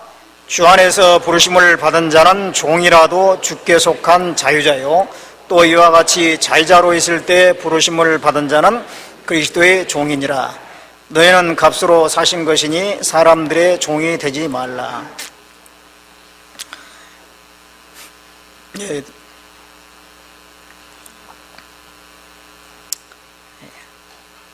24절, 23절에 너희는 값으로 사신 것이니 사람들의 종이 되지 말라 그랬습니다. 우리는 그리스도의 종입니다. 22절 마지막 부분에 그리스도의 종이라 그랬죠. 그리스도의 종은 특별한 사람만의 종인 건 아닙니다. 바울 같은 사람, 베드로 같은 사람, 다윗과 같은 사람, 그런 사람들만이 주님의 종이지 그렇지 않습니다. 구원함을 받는 사람은 다 그리스도의 종입니다. 그래서 너희는 값으로 사신 것이니 사람들의 종이 되지 말라. 사람들의 종이 된다는 것은 사람에 매이는 거예요. 우리는 주님에게만 매여야 되는데 주님 말고 다른 것에 매여 있어요. 잡혀 있습니다. 그것 때문에 주님의 명령에 순종하지 못하는 거예요. 어떤 사람은 친구에 매여 있는 사람이 있어요. 구원받고 나서 이 친구 관계를 정리하지 못해가지고 신앙생활에 늘 성장하지 못하고 제자리에 머물러 있는 사람도 있습니다. 전에 친구들이 있잖아요. 옛날 친구들, 동창들. 부르면 나가는 거예요. 전화하면은 그것을 거절하지 못해. 그러는 동안에 온전한 구별이 안 되는 겁니다. 구별이 안 돼요. 그 친구 관계를 정리하지 않은 한 계속 그 관계에 계속 있는 것입니다. 그 상태 그대로 있는 겁니다. 어떤 사람은 부모에 매여 있는 사람이 있어요. 부모가 신앙생활을 반대하니까 꼼짝 못하고 구원은 받아서도 신앙생활을 그 이상 하지 않는 거예요. 어떤 사람은 자식에 매여 있어요. 특히 나이 많은 분들이 그래요. 은빛 장년에 계신 분들이 오히려 그 자녀들의 눈치를 많이 봅니다. 그래서 자녀들이 반대하니까, 자녀들이 싫어하니까 못 나오는 게 교회를. 그 자녀들에게 확 매여가지고 마땅히 하나님 앞에 할 일을 못하는 거예요. 어떤 사람은 아내에 매여 있습니다. 아내가 반대하니까. 어떤 사람은 남편에 매여 있어요. 남편이 반대하니까 교회를 못 나와. 남편이 무서운 거예요. 그럼 무서워할 거 없습니다. 그 남편이 나의 주가 되는 건 아닙니다. 나의 진정한 주는 예수님입니다. 예수님. 내가 정말 매여야 될 분은 예수님이에요. 누가 더 무서운가요? 남편이 무서워요? 하나님 무서워? 당연히 하나님 무서운 겁니다. 내가 참으로 너희에게 두려워할 자를 보이리라. 하나님이라고 했습니다. 사람을 두려워하지 말라라고 되어 있어요. 사람을 두려워하는 것은 거기에 매이는 것입니다. 매여요. 사단은 그걸 잘 알기 때문에 그 사람의 약점을 알기 때문에요. 어떤 사람을 통해서 그 사람을 확 붙잡아 놓은 거예요. 그 이상의 진전이 안 되는 겁니다. 우리 구원받은 그리스도인들은 왕의 명령이라 할지라도 매이면 안 돼요. 그것이 물론 하나님의 뜻에 맞다면 따라야 되겠지만은 정반대라면은 왕의 명령이라도 매이면 안 돼요. 다니엘은 그런 사람이었죠. 왕 외에 다른 것에 제사한다든가 기도하는 사람은 사자굴 속에 집어넣어버린다고 하는 왕명이 있었음에도 불구하고, 그걸 알았음에도 불구하고 그것에 매이지 않았습니다. 여전히 하나님께 기도했어요. 하루에 3번씩. 왕의 명령이 있었지만 거기에 매이지 않은 겁니다. 다니엘의 세 친구는 느부갓네살 왕이 금신상을 만들어 놓고 거기에 절하지 않으면 풀무불에 던져 넣어버린다라고 하는 그런 왕명이 있음에도 불구하고 거기에 매이지 않았어요. 절하지 않았습니다. 우상숭배를 하지 않았습니다.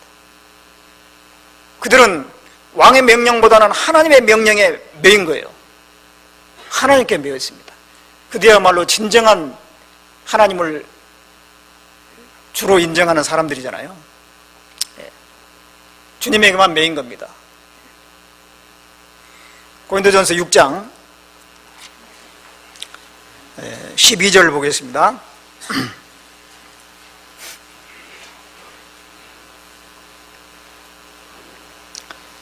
고린도전서 6장 12절 말씀 같이 읽어보겠습니다. 모든 것이 내게 가하나 다 유익한 것이 아니요 모든 것이 내게 가하나 내가 아무에게든지 제재를 받지 아니하리라. 모든 것이 내게 가하나, 구원받은 그리스도인들은 뭐든지 할 수가 있죠. 자유가 있습니다. 우리에게 자유를 하나님 주셨어요. 그러나 모든 것이 내게 다 유익한 것은 아니고 내가 아무에게든지 제재를 받지 아니하리라. 아무에게든지 제재를 받지 않는다. 이것은 주님 외에 다른 것에 제재받지 않는다. 나는 오로지 주님께만 매이고 주님께만 제재받는 사람이다. 그런 뜻이잖아요. 예. 우리가 잘못하면 죄에 매일 수가 있어요.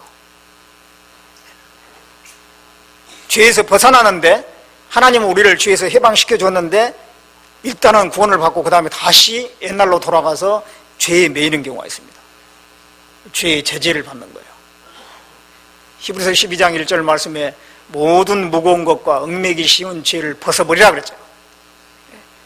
무거운 것과 얽매기 쉬운 죄, 그 죄들이 나를 제재합니다. 내가 거기에 매일 수가 있습니다. 어떤 사람은 옛 습관에 매여 있어요. 술이나 담배 이걸 끊지 못해가지고, 특히 형제님들은요, 술, 담배를 끊지 못하면 신앙이 조금 더 성장하지 않아요. 그거 끊는 사람과 끊지 못한 사람하고는 신앙의 정도가 확 다릅니다. 그걸 끊으면 비로소 교제에 온전히 연합이 돼요. 사단은 그러한 끈을 가지고 그 사람을 꽉 매어 놓습니다. 그 부분이 정리 안 되면은 결코 주님 앞에 진보된 신앙생활이 될 수가 없습니다. 어떤 사람은 TV 드라마에 매여 있는 사람도 있어요. 어떤 사람은 취미에 매여 있는 사람이 있습니다. 특별한 취미들. 취미가 물론 좋기는 한데요, 그리스도인으로서 합당치 않는 그런 취미도 있을 겁니다. 그리스도인에게 뭔가, 그는 자기 양심이 자기 알 거예요. 아, 이건 뭔가 아닌 것 같다. 너무 시간을 많이 뺐고 너무 물질을 많이 소모하고 그런 것. 운동 같은 경우도요, 적당한 운동은 괜찮은데 너무 그 물질을 많이 소모하는 운동을 한다든가 너무 많은 시간 운동에 사로잡혀 있다든가, 그것도 뭔가 그리스도인에게 맞지 않을 겁니다. 어쨌든 우리가 뭔가 그 매여 있다면은 벗어나야 됩니다. 우리는 주님에게만 매여야 돼요. 모든 무거운 것과 얽매기 쉬운 죄를 벗어버려야만이 주님 앞에 우리가 가벼운 마음으로 오로지 주님만 바라보고 신앙생활을 할 수가 있을 겁니다. 그래서 이 종은 주인에게만 매여야 돼요. 우리는 주님 외에 다른 것에 매이지 않도록 예를 써야 됩니다. 그리고 종은 주인을 높이고 자신을 낮춰야 됩니다. 시편 115장 보겠습니다.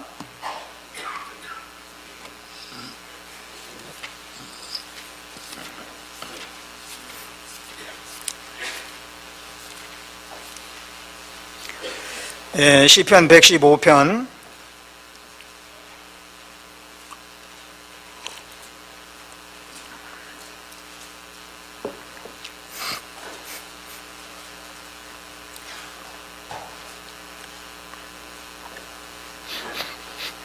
1절 말씀입니다.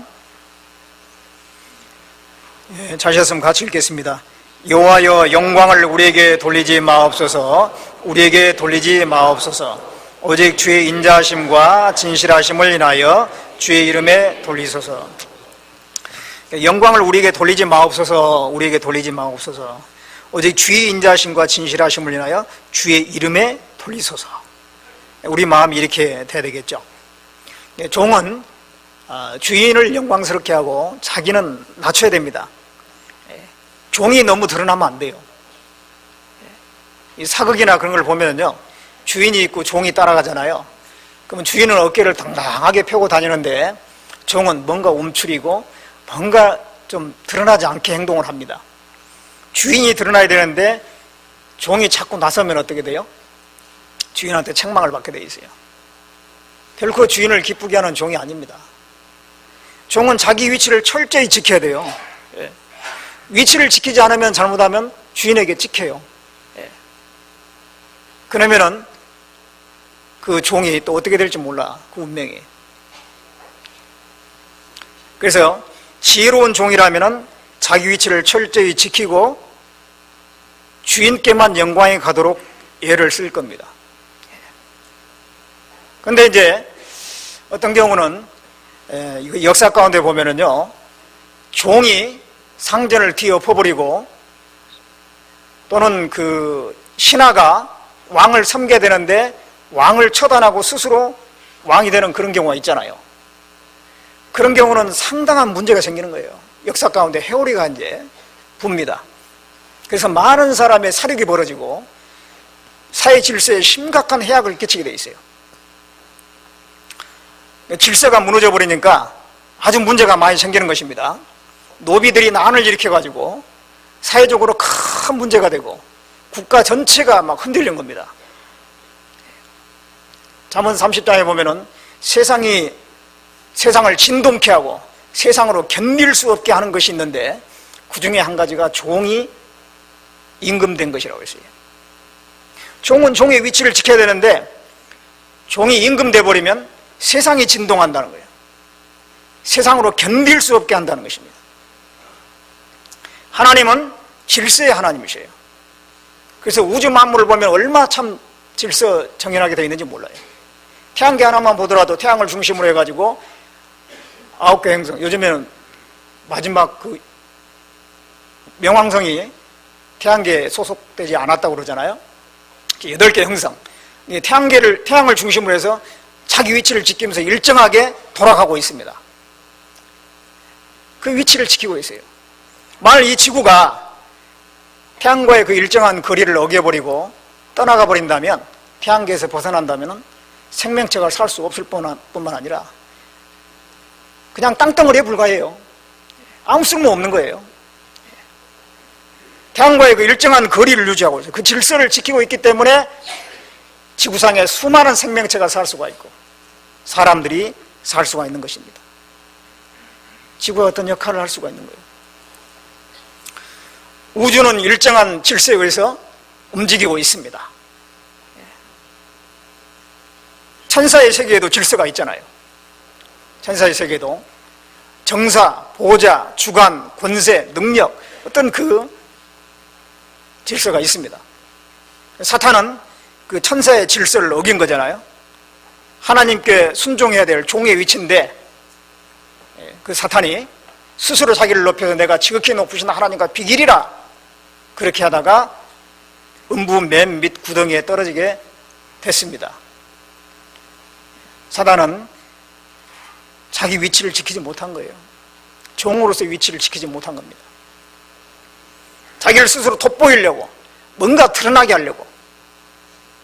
그러다 보니까요, 그 타락한 천사 사탄은 사람들에게도 자꾸 그런 걸 집어넣는 거예요. 교만을 집어넣어요. 그러니까 위치를 이탈하게 만드는 거예요. 피조물로서 사람은 마땅히 하나님을 섬기고 하나님의 공급에 감사하며 그게 순종하면서 살아야 되는데, 사람이 스스로 뭔가 할 수 있는 것이냐 자꾸 집어넣는 거예요. 과학을 발달시키고 어떤 기술을 발달시키고 해가지고 인간도 스스로 뭔가 할 수 있는 것이냐, 자꾸 그런 마음을 심어주는 겁니다. 자꾸 돋보이게 만드는 거예요. 사람들은 평범한 걸 원치 않잖아요. 내가 조금이라도 다른 사람보다 뭔가 나아야 된다는 생각을 자꾸 하게 돼요. 사단이 주는 생각이에요. 돋보이려고 합니다. 명예심이 있습니다. 그런데 교만하면 망하는 거예요. 교만하면 망하는 거예요.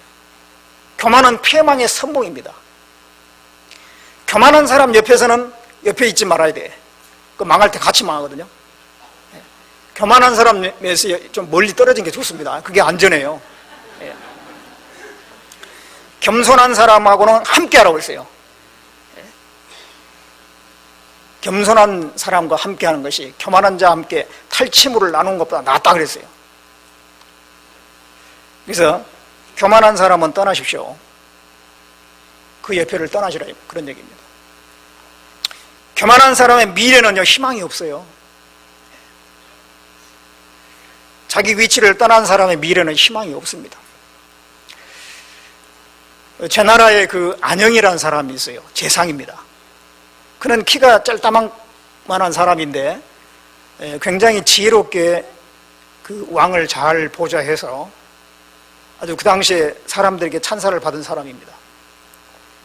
근데 그 안영이라는 사람에게 마부가 한 사람이 있어요. 그래서 안영은 수레를 타고 다녔는데 말 4필, 말 4마리에 그 수레를 묶어서 거기에 이제 타고 다녔습니다. 그 말을 모는 마부가 있습니다. 그래서 어느 날 이제 마부가 또 4마리의 말을 단 그 수레를, 그 뒤에 이제 수레에는 안영이 타고 있습니다. 몰고 나가는데 아주 의기양양하게 몰고 나갔습니다. 그것을 그 마부의 아내가 집에서 문틈으로 본 거예요. 그리고 난 다음에 이제 마부가 출타했다가 돌아온 뒤에 자기 집에 들어가 보니까 아내가 침 싸놓고 기다리고 있어요. 웬일이냐고 했더니 나는 당신하고 더 이상 살 수 없다라고 한 것입니다.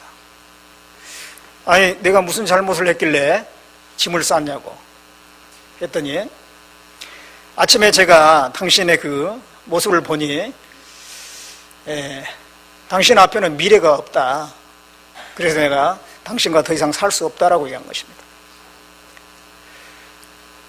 안영이란 그 안영 그 재상은 키는 작지만 뭔가 수레에 앉아서 깊은 생각을 하는 겸허한 모습을 하고 있는데, 많은 사람들이 찬사를 보내는 그 사람은 그렇게 겸허한 모습인데 당신은 마부 주제에 너무 의기양양하고 뽐내면서 그 말들을 몰더라.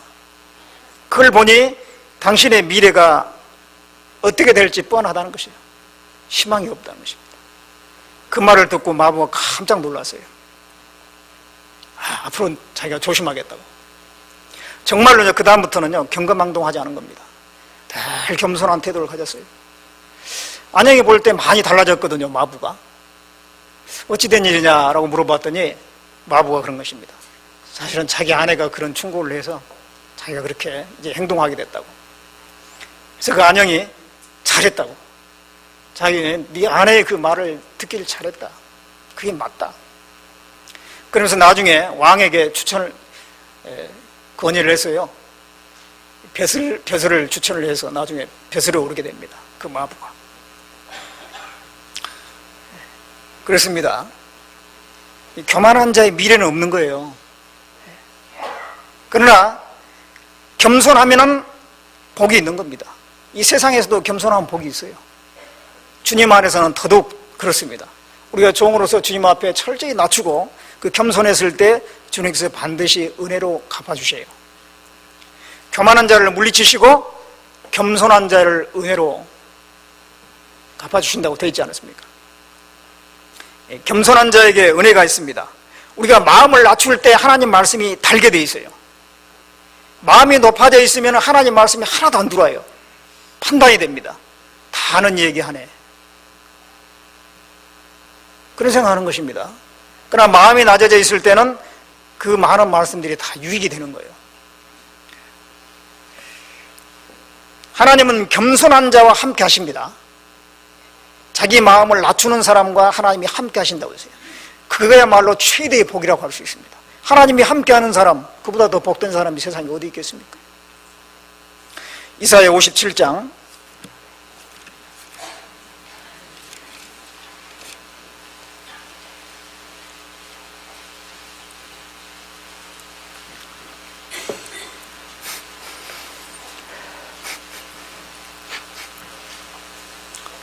이사야 57장 15절 말씀 보겠습니다.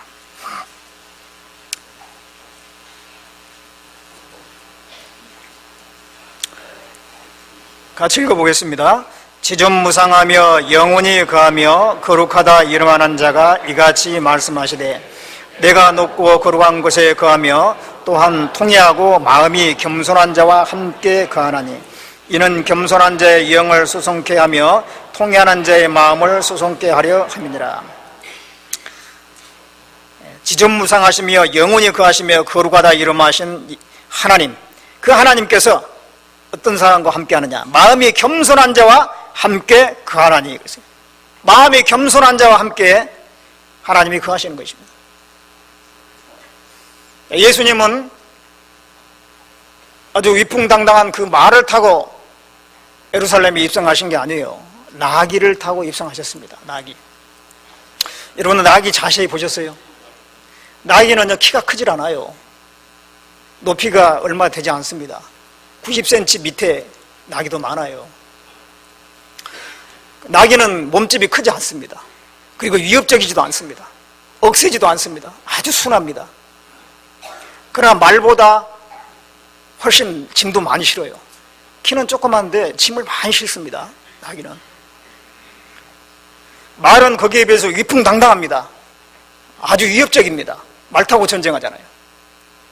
예. 나귀에는 그런 거 없어요. 초라해요. 그러나 나귀는 묵묵히 그 주인이 등에다가 실어준 짐을 실어 나릅니다. 나귀는 무서운 모습이 없어요. 나귀가 가만히 눈 감고 이렇게 앉아있으면 그냥 웃는 것 같아. 그냥 눈에 이게 하얗게 돼 있거든. 그렇죠? 눈하고 두 눈두덩이하고 입하고 하얗게 돼 있어요.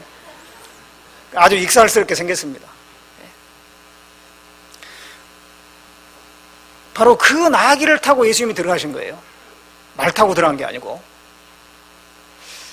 그것처럼 우리가 그 나귀처럼 자기를 낮추고 온순하고 온유하고 순종했을 때 주님이 우리를 통해서 역사하신 겁니다. 주님이 우리와 함께 하시는 거예요. 그래서 마음이 겸손한 사람은 누가 뭐라 해도 그 마음속에 뭔가 든든한 게 있는 것입니다. 주님에 대한 그 믿음이 있고 함께 하심에 대한 확신이 있습니다. 그것이야말로 진정한 행복이죠. 그래서 우리는 주님을 높여야 됩니다. 자기 위치를 철저히 지켜야 돼요. 그리스도인이 뭔가 주님을 위해서 큰 일을 하는 것도 중요하지만 그보다 더 기본적이고 중요한 것은 자기 위치를 지키는 것입니다. 그리스도인에서 위치, 교회 안에 있으라함이 있고 또 교회에서 맡겨진 봉사에 충실하고 자기 위치를 지키는 거예요. 그리고 또 한 가지는 종은 주인의 뜻을 잘 헤아려야 돼요. 그렇죠? 종은 주인의 뜻을 잘 헤아려야 됩니다. 주인이 종에게 아침에 자기 읍내에 심부름 시키려고 마음을 먹었는데 종은 어제도 논에 가서 일했으니까 그 하다만 일 오늘 또 할 거야 해가지고 일찍 논으로 나가버렸어. 그러면 주인은 지금 심부름 시키려고 찾는데 없는 거예요. 어디 갔냐 했더니 논에 가버렸대. 그러면 안 되잖아요. 근데 종은 그 주인의 그 뜻을 잘 헤아릴 수가 있어야 돼요. 우리는 어떻게 하나님의 뜻을 잘 헤아릴 것이냐? 물론 말씀을 잘 듣고 그 말씀에서 답을 얻어야 돼요. 말씀을 잘 듣고 읽고 하는 것, 그 말씀에서 답을 얻고 어떤 선택을 한다든지 진로 결정을 해야 되겠죠. 잠언 23장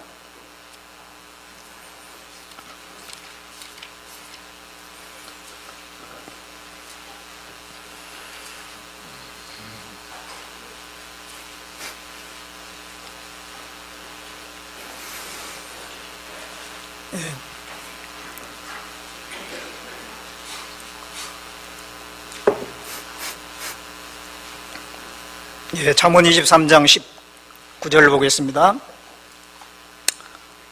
같이 읽어보겠습니다. 내 아들아, 너는 듣고 지혜를 얻어 내 마음을 종로로 인도할지니라. 너는 듣고 지혜를 얻어 내 마음을 종로로 인도할지니라. 듣고 지혜를 얻어. 잘 들어야 됩니다. 거기서 지혜가 나오고 택할 길을 확실히 알 수가 있습니다. 그 다음에 이제 걸음을 움직여야 되겠죠. 가장 먼저 해야 될 것이 듣고 지혜를 얻는 것입니다. 봉사하는 것도 중요하지만 말씀을 들으면서 해야 돼요. 그래서 가까이 하여 하나님 말씀을 듣는 것이 우매자의 그 제사 드리는 것보다 낫다. 그런 말씀이 있죠. 가까이 하여 하나님 말씀을 듣는 것이 우매자의 제사 드리는 것보다 낫다. 알지 못하고 일부터 하는 것보다는 하나님의 뜻을 먼저 분별하는 것이 중요하다. 그런 얘기입니다. 주의 말씀은 내 발의 등이요 내 길의 빛이라고 했습니다. 캄캄한 밤에 걸으려고 하면은 뭐가 제일 두렵냐면요, 내 발을 어디로 디뎌야 할지 몰라요. 발 디딜 곳이 안 보이는 거예요. 캄캄한 밤에 제일 아쉬운 것이 발 디딜 곳 좀 알았으면 좋겠다 이 말이죠. 칠같이 어두운 밤에는 그래요. 그래서 등불이 있으면은 어디를 비칩니까? 저 멀리 비친 게 아니에요. 바로 발 앞을 비추고 하는 겁니다. 발 디딜 곳을 비추는 거예요. 그런데 말씀이 그렇다는 것입니다. 주의 말씀은 내 발의 등이요 내 길의 빛이니이다. 바로 발 디딜 곳을 가르쳐 주는 것이 말씀이에요. 우리는 이 성경 말씀을 통해서 갈 길을 분명히 알고 가야 됩니다. 여러분들 얼마나 성경을 사모하세요? 얼마나 말씀을 사모하십니까?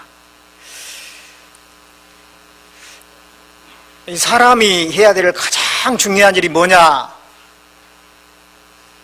한다면 여러분들 뭐라고 답하실 것 같습니까? 사람이 해야 될 가장 중요한 일, 한마디로 말한다면 하나님을 사랑하는 것입니다. 사람이 해야 될 가장 중요한 일은 하나님을 사랑하는 거예요. 마음과 목숨과 뜻과 힘을 다해서 주 너의 하나님을 사랑하고 그러잖아요. 인간이 이 세상에 많은 일들이 있지만은 하나님을 사랑하는 것보다 더 중요한 일은 없어요. 하나님 사랑과 상관없는 일들은 다 헛되고 무익한 일일 뿐입니다. 하나님을 사랑하는 것이 가장 중요한 겁니다. 왜 신앙생활을 제대로 하지 않느냐? 하나님을 사랑하는 마음이 너무 적은 거예요. 뭐 다른 이유가 없어요. 하나님을 사랑하는 마음이 있으면 뭐든지 다 합니다. 하나님을 사랑하는 마음, 그것이 최고인 거예요. 그런데 하나님을 사랑하는 사람이 하는 가장 첫 번째 일이 뭐냐면 말씀을 사모하는 겁니다. 진정 하나님을 사랑하는 사람은 말씀을 반드시 사랑하게 돼 있어요. 그리고 그 말씀을 듣든지 읽든지 그것을 즐기게 돼 있습니다. 내가 그 말씀을 왠지 멀리하고 있다, 말씀에 관심 없다, 다른 말로 하면 하나님을 사랑하는 것이 적다는 겁니다. 하나님을 사랑하는 사람은 말씀을 참으로 사모하게 돼 있어요. 그리고 그 말씀을 사모하는 마음으로 읽다 보면은 주님의 그 성품이 내 안에 이루어지는 거예요. 내 안에 주님의 사랑이 점점점 커지는 거예요. 내 인격이 바뀝니다. 어니스트라고 하는 소년이 큰바의 얼굴을 자꾸 보고 있으니까 나중에 자기가 큰바의 얼굴이 되어버렸잖아요. 그런 소설이 있죠. 단편소설. 그런 것처럼 우리가 이 말씀을 사모하는 마음으로 계속 보면 우리 인격이 말씀처럼 이렇게 하나님처럼 이렇게 바뀌게 되어 있습니다. 그리고 지혜가 생기는 거예요. 그래서 말씀에 박식한 사람은 어떤 일을 선택하는데 그렇게 어려움이 별로 없어요. 말씀에 다 답이 있거든. 그리고 어떤 장애물도 뛰어넘습니다. 그리고 결국은 궁극적으로 하나님의 상급에 이르게 되어 있어요. 하나님은 이 말씀 가지고 우리 갈 길을 가르쳐 보인다고 했습니다. 시편 32장 8절 말씀에 내가 너희 갈 길을 가르쳐 보이고 주목하여 훈계하리로다. 갈 길을 가르쳐 보인다고 했습니다.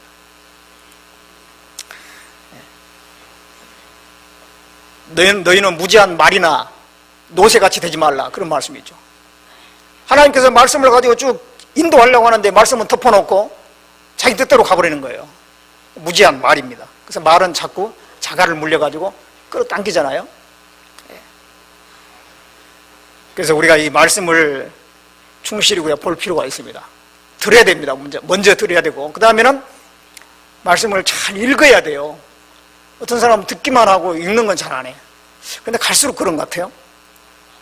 근데 읽어야 돼요. 읽지 않으면은 말씀의 지식이 쌓이지 않습니다. 나중에 막 혼동이 돼요. 어떤 선교사가 아프리카 콩고 있잖아요. 콩고 지역에 가서 이제 선교를 하는데 성경을 미처 콩고 말로 이게 번역을 못했어요. 그래가지고 그냥 말로만 계속 성경 얘기를 했어. 근데 몇 년이 지난 뒤에 그 교인들의 성경 지식을 테스트 해봤는데 놀랐어요. 뒤죽박죽이 뒤죽박죽. 야이로의 딸의 이름이 삭개오라고 알고 있어요. 그리고 그 지붕을 뚫고 내렸던 환자가 중풍병자가 아니라 문둥병자로 알고 있고, 그리고 그 아기 예수님을 영접했던 시몬이라는 노인이 있잖아요. 시몬이 아니고 다윗 왕이래. 다윗이 아기 예수님을 영접했다고 그렇게 알고 있고, 또 열처녀 비유에서 그 기름을 가지고 가지 않아서 이제 문제가 됐잖아요. 근데 마음을 가지고 가지 않았다. 그런 식으로 알고 있는 거예요. 막 뒤죽박죽이에요, 뒤죽박죽. 그렇습니다. 어떤 그 집에 대해서 쭉 말로 설명하면 감이 잘 안 잡혀요. 그런데 설계도를 볼 줄 알면 설계도 한번 보면 머릿속에 금방 들어와 버립니다. 그 집 전체가 들어와요. 그러죠. 설교 말씀만 들으면요, 몇 년 들어도 머릿속에 쌓인 성경 지식 별로 없어요. 이 성경 자체가 설계도예요. 성경을 자세히 보고 성경의 구조를 알면은 머릿속에 성경 지식이 쌓입니다. 그래서 개인적으로 성경을 반드시 읽어야 돼요. 내가 전도인도 아닌데 누구 가르칠 것도 아닌데 무슨 성경을 읽으냐. 그게 아닙니다. 나를 세우기 위해서. 전도인은 이제 두 가지 목적으로 읽어요. 자기를 세우는 것과 또 다른 사람에게 교훈 주기 위해서. 전도인 아는 분들은 자기를 세우기 위해서 읽으시면 돼요. 읽어야 됩니다. 그래서 하나님 앞에 귀하게 쓰임받는 사람은 항상 성경을 사모했던 사람입니다. 성경을 사랑했던 사람들이에요. 그건 틀림없어요. 그리고 성경을 사랑한 사람은 참으로 인격이 바뀌게 됩니다. 다른 사람에게 좋은 영향을 미치게 돼 있어요. 그 맥체인 성경 읽기표라고 알고 있죠. 그걸 만든 사람이 맥체인인데, 맥체인은 자기가 성경 읽기표를 만든 것처럼 성경을 많이 읽었던 사람입니다. 근데 그 사람은 스펄전 목사하고 같은 시대의 사람이에요. 근데 스펄전 목사도 많은 사람에게 복음을 전했지만 이 맥체인 목사도 많은 사람에게 그 훌륭한 인격으로 영향을 많이 미쳤다고 그래요. 그 훌륭한 인격이 어디서 나왔느냐? 말씀에서 나온 거예요. 말씀에서. 우리 해마다 동계 수련회 때가 되면 말씀 좀 읽으라고 많이 얘기하잖아요. 말씀. 올해도 이제 말씀으로 시작하기 위해서 여러분들 이 자리에 모였습니다. 듣는 것으로만 끝나면 안 됩니다. 여러분들 말씀을 개인적으로 꼭 읽으셔야 돼요. 읽을 때 자세히 읽으세요. 마음속에 좀 자세히 읽으셔야 돼요. 뭔가 깨달으려고 하는 마음으로 이 말씀을 통해서 주님이 내게 뭘 가르쳐 주시려고 하는 건가. 그러면 분명히 주님께서 주시는 게 있습니다. 어떤 예화에 보니까 하루에 15분씩 성경을 읽고 15분만큼 묵상하면 그 사람이 몇 년 뒤에 가면은 그 사람의 인격이 완전히 바뀐다. 그런 예화가 있더라고요.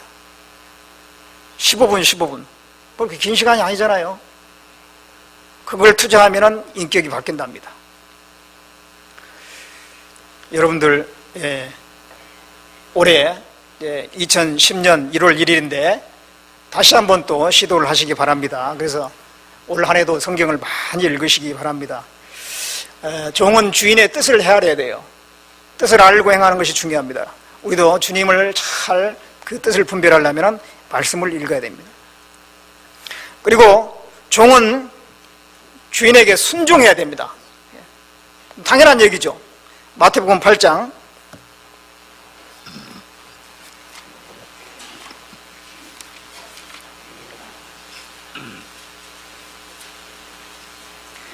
마태복음 8장 9절 보겠습니다.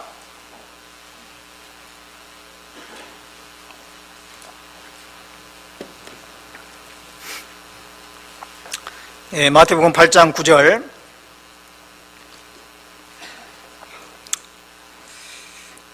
나도 남의 수하에 있는 사람이요 내 아래도 군사가 있으니 이더러 가라 하면 가고 저더러 오라 하면 오고 내 종도로 이것을 하라 하면 하나이다.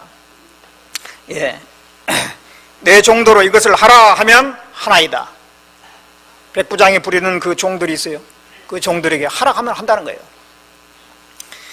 예수님께서도 너희는 나를 불러 주여 주여 하면서 어찌하여 내 말한 것을 행치 않느냐 그랬습니다.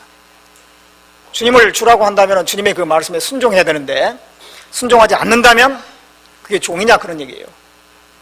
종은 주인의 그 말에 순종하게 되어 있습니다. 우리는 주님의 말씀에 순종해야 돼요. 순종할 때 주님이 일하시는 거예요. 내가 할 일은 순종하는 거예요. 순종하면 주님이 일하시는 거예요. 언약궤를 메고 요단강에 들어가라. 들어가는 건 순종했어요.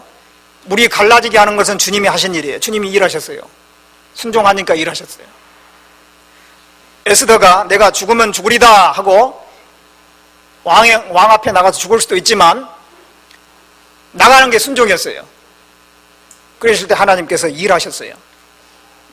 그 왕의 마음, 왕의 눈으로 하여금 에스더가 아주 아름답게 보이게 한 거예요. 그리고 그 소원을 들어주는 것입니다. 하나님이 그 일을 하시는 겁니다. 가나 혼인잔치에서 예수님께서 종들에게 시켰죠. 하인들에게 6 그 항아리, 돌 항아리에다 물을 채우라. 채웠습니다. 떠다 갖다 줘라. 연회장에 갖다 줘라. 종들은 그걸 떠가지고 갖다 준 거예요. 물을 떠다 갖다 주었을 때 물 갖다 주면 무슨 얘기를 들을지 모르잖아요. 포도주 갖고 오라 했지 무슨 물을 갖고 오냐. 그럴 수도 있는데 어떤 예수님이 하라고 했으니까 떠다 갖다 준 거예요. 가는 동안에 하나님이 역사하셨어요. 우리 포도주로 된 겁니다. 순종하니까 하나님은 일하셨어요. 우리가 할 일은 순종인 겁니다. 그러면 하나님께서 일하시는 겁니다. 특별히 이제 올 한 해 지난해를 생각하면서 순종 못했던 거 있잖아요. 어떤 분은 아직 11조도 못한 분이 있을지도 몰라요. 이제는 그런 것부터 가장 기본적인 것부터 순종하셔야 돼요. 교제를 일정하게 참여하지 못했다면 교제 참여하는 거, 또 11조 하는 거, 또 술, 담배 끊지 못했으면 그거 끊는 거, 그런 거 이제 하나씩 순종해 가야 됩니다. 그런 기본적인 것부터 순종할 필요가 있어요. 신앙생활은 아주 기본적인 걸 잘하면 돼요. 말씀, 기도, 전도, 교제, 이 네 가지만 잘하면 신앙생활을 잘해요. 진리는 항상 평범한 데 있는 것입니다. 한 그 왕이 학자에게 물어봤습니다. 어떻게 하면 훌륭한 인생을 살 수 있느냐?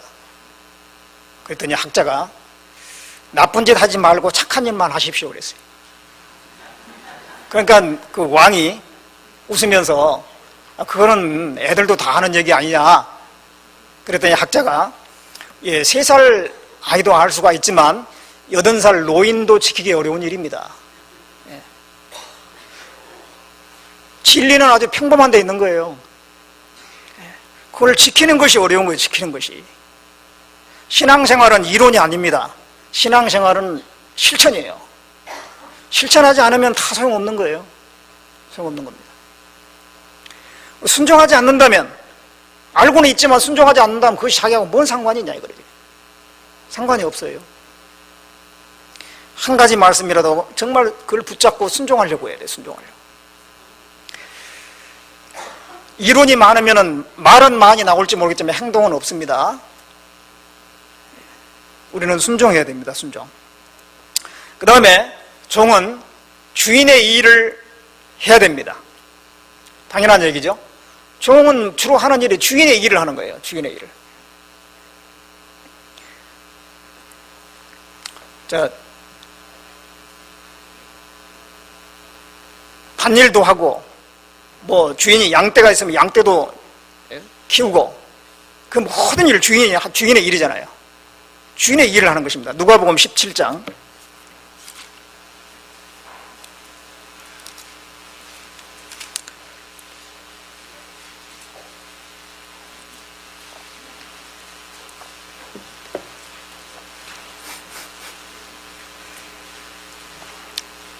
누가복음 17장 6절 보겠습니다.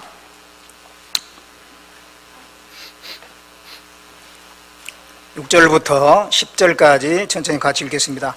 주께서 가라사대 너희에게 겨자씨 하나를 만한 믿음이 있었다면 이 뽕나무더러 뿌리가 뽑혀 바다에 심기라 하였을 것이요 그것이 너희에게 순종하였으리라. 너희 중에 뉘게 밭을 갈거나 양을 치거나 하는 종이 있어 밭에서 돌아오면 저더러 곧 와 앉아서 자가 있느냐? 도리어 저더러 내 먹을 것을 예비하고 띠를 띠고 나의 먹고 마시는 동안에 수종 들고 너는 그 후에 먹고 마시라 하지 않겠느냐? 명한 대로 하였다고 종에게 살해하겠느냐?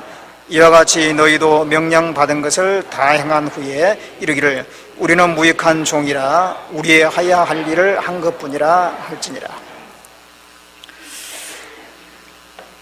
겨자씨 하나를 만한 믿음이 있으면 그 뽕나무가 뿌리가 뽑혀서 바다에 심규라 그 명령도 순종한다고 그랬죠. 이것은 겨자씨만한 그 믿음이 우리 운명을 바꿔놓는 것입니다.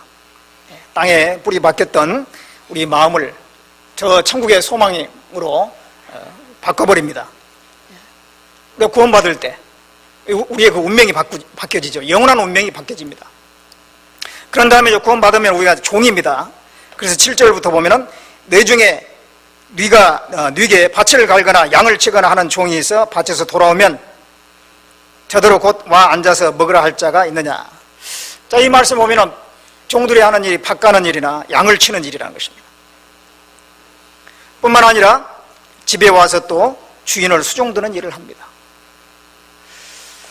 우리가 주님의 일을 하는데 크게 먼저 이게 밭을 가는 것처럼 전도하는 일, 영혼을 구원으로 인도하는 일, 그게 주님의 일이죠. 우리가 이 땅에서 하는 가장 중요한 일이 사람들의 마음의 밭을 가는 것입니다. 그 사람을 구원받게는 못해요. 우리가 구원받게 하는 건 주님이 하시는 거고, 우리가 하는 것은 마음의 밭을 가는 거예요. 그 사람에게 선물을 주든지 말로 설득을 하든지 성경을 가지고 얘기를 하든지 또 뭐 눈물을 흘리든지 여러 가지 방법으로 마음의 밭을 가는 것입니다. 그 사람의 입장이 돼주든지 종로로 가는 거예요. 그렇게 해서 그 사람을 구원으로 인도하는 것입니다. 사도 바울도 말하기를 내가 모든 사람에게 종이 된 것은 더 많은 사람을 얻고자 함이라 그러죠. 그 사람 입장이 되죠. 그 사람 섬겨준다는 것입니다. 율법이 없는 자에게는 없는 자처럼, 있는 자에게는 있는 자처럼, 약한 자에게는 약한 자처럼 되는 것은 더 많은 사람을 얻기 위해서 그 사람에게 종로로 하는 것입니다. 그 사람 입장이 되어주는 것입니다. 우리가 전도하다 보면 그런 경우가 있죠. 가게 하는 사람이다 그러면 저녁에 말씀 듣지 않으면 가게 문을 빨리 닫을 수가 없다. 그러면 가서 대신 가게를 봐주는 경우 있잖아요. 가서 대신 내가 대신 가게 봐줄 테니까 가서 말씀 들으라. 수양에 가자 그러니까 농사는 어떻게 하고 짐승 밥도 줘야 되고 어떻게 하냐. 내가 그러면 농사 그거 대신 해줄 테니까 오이 수확도 해주고 고추도 수확해주고 예? 농사일 대신 해줄 테니까 짐승 내가 걱정 없이 밥 주고 할 테니까 당신 갔다 오라고. 그렇게 해가지고 농사 대신 지어주고 전도하는 겁니다. 종로로 하는 거예요. 우리가 믿지 않는 사람, 불신자를 인도하려면 내가 높은 자세에서, 고자세에서 가르치려고 한다든가 새로운 지식을 가르쳐 주려고 하는 그런 태도로 얘기한다면요 금방 느낍니다. 되게 아는 체 하네. 그러면서 여기 거부하는 거예요. 그러나 그 마음을 사면 되잖아요. 말하는 것보다 더 중요한 이 마음을 사는 거잖아요. 우리 이 복음을 전하는 것은 어떤 지식의 전달이 아니라 사랑의 전달이지 않습니까? 그러려면 내가 마음을 낮추지 않고 그 사람을 섬기는 입장이 되지 않고서는 결코 안 될 겁니다. 그래서 우리가 전도하는 과정에서 분명히 종노릇을 해야 돼요. 밭을 갈거나 또 양을 치거나 이것은 형제자매를 섬기는 것입니다. 형제자매를 섬기는 거예요. 갈라디아서 5장 13절 말씀에 오직 사랑으로 서로 종노릇 하라 그랬어요. 종노릇. 교회 안에서 우리 형제자매를 섬기는 일. 에베소서 5장 21절 말씀에 그리스도를 경외함으로 피차 복종하라. 우리 이 형제자매들 외모만 본다면요 복종하는 것이 잘 안 되잖아요. 당신이나 나나 똑같은 사람이고 당신이 뭐 잘났으면 얼마나 잘났어. 복종이 안 되는 거예요. 그러나 그 속에 주님이 계시다고 생각하면은 머리가 숙여지고 내가 그리스도를 참으로 경외하는 마음이 있다면은 형제자매를 섬기고자 하는 마음도 또 생겨요. 그런 마음으로 우리가 양을 친다고 그랬는데 바로 우리 형제자매를 섬기는 것입니다. 돌보는 것입니다. 돌본다는 것은 섬기는 거예요. 우리가 어떤 직분을 맡았다는 것은 일을 맡았다는 것은 그 일을 가지고 형제자매 섬기라는 것이잖아요. 주관자가 아니라 돕는 자가 되라 그런 얘기잖아요. 주관자가 아니고 돕는 자가 되라. 근데 일을 맡기면요 처음에는 굉장히 겸손하고 그렇게 해가지고 감사함으로 받아요. 나중에 보면 막 주관을 하고 있어요. 자기가 전도인 말도 안 통해. 이제 자기가 자기 맡는 부서에 대해서 혼자 다 하려고 그래요. 주관자가 아닙니다. 돕는 자예요. 돕는 자. 이 교회 안에서는 그 일에 귀천이 없어요. 정말로. 그래서 어떤 일이든지 맡은 일에 정말 주님이 주신 일로 생각하고 주님으로부터 받은 일로 생각하고 충성되게 하게 되면 거기에 대한 보상이 분명히 있을 겁니다. 세상에 직업에 귀천이 없다고 하는데요 그 세상 사람들 마음속에는 그 귀천이 다 있는 것 같습니다. 그런데 어떤 사람은 자기 직업에 자부심을 가지고 사는 사람이 있어요. 정태성이라고 하는 택시기사 아세요? 그분은요 자기 아버지가 장군이에요. 장군. 근데 그 장군인 아버지 밑에 아들들이 많이 있는데 의사도 있고 변호사도 있고 박사도 있습니다. 근데 이 정태성 그 아들은 택시기사예요. 그래서 이제 그 장군이 죽으면서 너는 세계 최고의 택시기사가 되라 유언을 남겼습니다. 그래서 이제 그 정태성 씨는 일본의 최고 그 친절 택시 회사가 있어요. 거기에 신청해 가지고 연수를 받습니다. 친절 연수를 받아요. 그래가지고 이제 정말 특별한 친절한 그 기사가 되는 것입니다. 그래서 손님이 오면은요, 자기가 달려나가서 문을 열어줍니다. 그리고 나서 이제 어디 가시냐고, 뭐 노원구청 갑니다. 그러면은 노원구청 모시겠습니다. 복창하는 거예요. 그리고 좀 나중에 내릴 때는 또 얼른 자기가 가서 그 문을 열어서 내려드립니다. 그리고 손잡이하고 그리고 그 발판이나 실내를 항상 청소해요. 청결하게 유지를 합니다. 그래서 이 뭔가 자부심을 가지고 하는 것입니다. 그러면 한 달 버는 돈이 얼마 되나요? 150만 원 정도밖에 안 돼요. 그렇지만 자기는 세계, 정말 자기 아버지의 유언대로 세계 최고의 택시기사가 되겠다는 거예요. 그것이 사람들에게 알려져서 여러 단체에서 좀 초빙을 해서 좀 강의 좀 해달라고. 그 직업의식이 대단하잖아요. 그거 좀 우리 회사 직원들에게 좀 강의해달라고. 지금은 강의하러 다녀요. 그런데 자기는 절대 이 택시 운전대를 놓지 않겠다고 합니다. 자기 직업에 하던 자부심을 가지고 최고가 되겠다고 하는 그런 생각으로 하는 겁니다. 근데 그래도 세상 사람들은 뭐 알아주지 않을 수도 있지만은요, 교회 안에서는 다르다고 생각해요. 교회 안에서 내가 맡은 일에 정말 자부심을 가지고 하나님이 내게 주신 주 안에서 받은 직분이라고 생각하고 그게 최선을 다한다면 분명히 주님은 거기에 대해서 갚아주실 겁니다. 어떤 일을 하느냐가 중요한 것이 아니라 어떤 마음으로 얼마나 충성된 자세로 하느냐, 그게 훨씬 더 중요한 것이죠.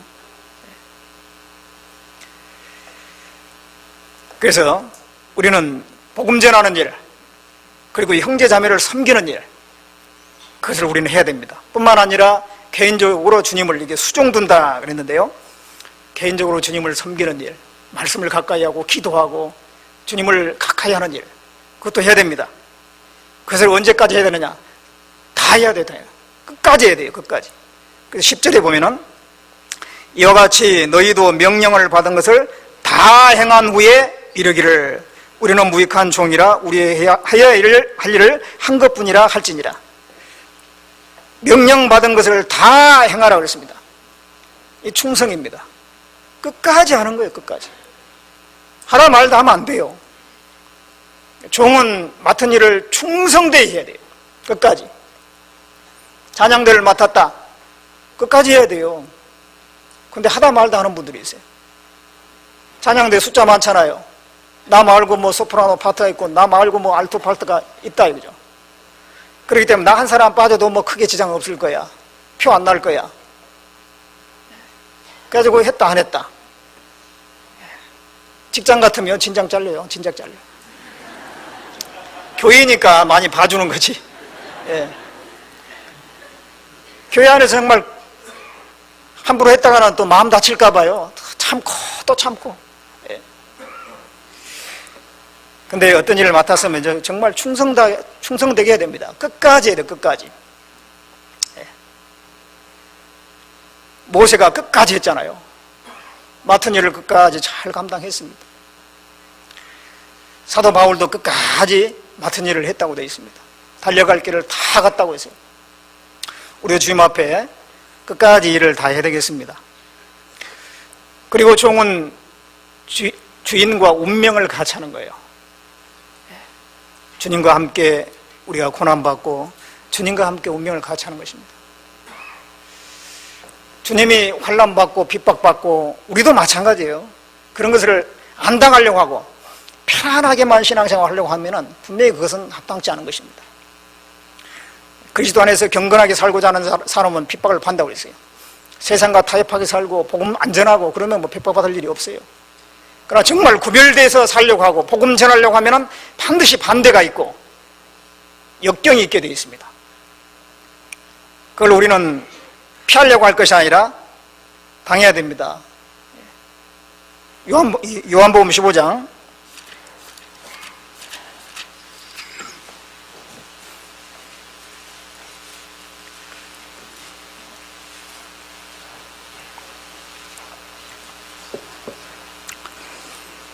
요한복음 15장 20절 보겠습니다. 같이 읽겠습니다. 내가 너희더러 종이 주인보다 더 크지 못하다 한 말을 기억하라. 사람들이 나를 핍박하였은즉 너희도 핍박할 터이요 내 말을 지켰은즉 너희 말도 지킬 터이라. 예. 종이 주인보다 더 크지 못하다 그랬습니다. 예. 종은 주인과 운명을 같이 한다 그런 얘기입니다. 나를 핍박하였은즉 너희도 핍박할 터이요. 주인이 역적에 몰리면 종도 함께 그런 운명이 되는 거예요. 과거에 그랬잖아요. 주인이 잘 되면 종도 나중에는 목에 힘줍니다. 종은 주인과 같은 운명인 거예요. 주인이 죽으면 같이 죽어요. 순장당한다고 그러죠. 순장. 얼마 전에 그 가야의 소녀의 뼈가 발견됐잖아요. 그걸 복원했습니다. 보니까 그 여자는 어떤 주인의 종으로서 순장당한 거예요. 순장. 주인이 죽을 때 같이 옆에서 묻어가지고 산 사람인데 묻은 겁니다. 과거에는 그랬어요. 주인이 죽으면 종도 같이 죽이는 거예요. 같은 운명이에요. 우리도 주님과 같은 운명입니다. 참으면 함께 왕노릇 할 것이라고 했어요. 우리가 이 땅에서 주님께서 참고 그 십자가의 길을 가신 것처럼 우리도 그 고난을 참았을 때 주님과 같은 운명에 그 영광에 들어가는 것입니다. 그래서 우리는 종이라는 그 사실을 잊지 말아야 됩니다. 우리가 하나님의 아들이지만은 동시에 우리를 구원해 주신 주님, 우리를 피로 값주시고 사신 그 주님의 종으로서 나머지 삶을 사는 것입니다. 그래서 우리가 주님 앞에 가면은 종으로서 회개를 하는 거예요. 계산을 한다는 것입니다. 종은 어떻게 살았느냐? 계산하는 것입니다. 행한 대로 갚아주신다고 그랬잖아요. 요한계시록 22장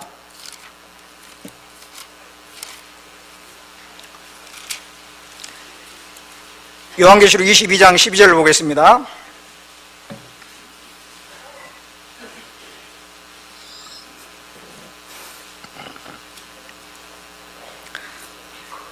같이 읽어보겠습니다. 보라, 내가 속히 오리니 내가 줄 상이 내게 있어 각 사람에게 그의 일한 대로 갚아주리라. 각 사람에게 그의 일한 대로 갚아주리라. 종으로서 어떻게 살았느냐? 거기에 대해서 갚아주신다 그런 얘기입니다. 누가복음 19장에 보면은 문화비유가 나옵니다. 종들에게 10명의 종들에게 각각 한 문화씩 주고 장사하라. 그런 다음에 나중에 계산을 하죠. 주인이 돌아왔을 때 어떻게 장사했는지, 한 사람은 한 문화로 10문화를 남기고 한 사람은 5문화를 남기고 한 사람은 하나 그대로 가져왔어요. 10문화 가지고 온 사람에게 10골 권세를 차지하라. 그만큼 갚아주는 겁니다. 행한 대로, 각 사람에게 그 일한 대로 갚아주래. 일한 대로 갚아주는 거예요. 한 개 그대로 가져온 사람에게는 약한 종아 그랬어요. 이 게으른 종아, 달란트 비유에서도 5달란트, 2달란트, 1달란트 남겼잖아요. 그 1달란트 받은 사람은 1달란트만 더 남기면 돼요. 5달란트 받은 사람은 5달란트만큼 남기면 되고, 근데 이 1달란트 받은 사람은 1달란트 남기는 그것도 안 했어. 자기가 받은 쟁금만큼만 하면 되는데, 그랬을 때 이 악하고 게으른 종아, 그럼 책망했습니다. 그러나 5달란트 남긴 사람에게는 잘하였도다 착하고 충성된 종아, 네가 지극히 작은 일에 충성했으니 내가 많은 것을 내게 맡긴다라고 했습니다.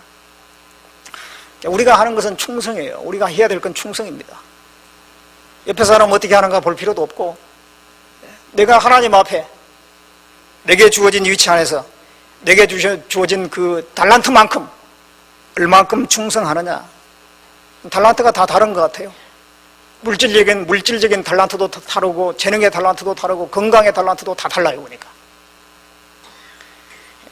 자기가 받은 만큼 하면 되는 겁니다. 옆에 사람 볼 거 없어요. 하나님 우리의 충성도를 보시는 것입니다. 모세는 충성했어요. 모세는 바울처럼 복음 전한 사람이 아닙니다. 이스라엘 민족을 애굽에서 이끌어내서 가나안 땅으로 인도하는 것이 모세의 할 일이요. 모세는 그 길을 충성했습니다. 느헤미야는 성벽을 건축하는 것이 할 일이에요. 그 충성되게 했습니다. 바울은 복음을 전하는 것이 할 일이었어요. 그 충성되게 했어요. 충성스럽게는 마찬가지입니다. 그 차이가 있을까요? 모세가 바울 시대에 태어났으면 모세가 바울처럼 쓰임 받았을 수도 있겠죠. 우리는 각자 하는 일이 조금씩 달라요. 교회 안에서. 그러나 그 일이 어떤 일보다 더 가치가 없다라고 할 수는 없습니다. 그 일에 최선을 다해서 충성을 하면 되는 것입니다. 거기에 대해서 주님이 알아주시고 갚아주십니다. 그래서 우리가 주님 앞에 종이라고 하는 그 생각을 하면서 올 한 해 또 충성되이 보내는 한 해가 됐으면 좋겠습니다. 자, 기도하겠습니다. 우리를 사랑하시는 하나님, 우리를 구원해 주시고 천국갈 수 있는 소망을 주셨을 뿐만 아니라 종으로서의 신분으로도 살 수 있도록 도와주시고 능력 주신 것 참으로 감사드립니다. 올 한 해 동안 정말 주님의 그 종으로서 맡겨진 일에 충성되이 다할 수 있도록 도와주시옵소서. 참으로 나머지 삶 가운데 함께 해주시고 또 동계수련의 나머지 모든 일정도 함께 해주시기를 바라고 원하면서 우리 구주 예수 그리스도의 이름으로 기도드렸습니다. 아멘.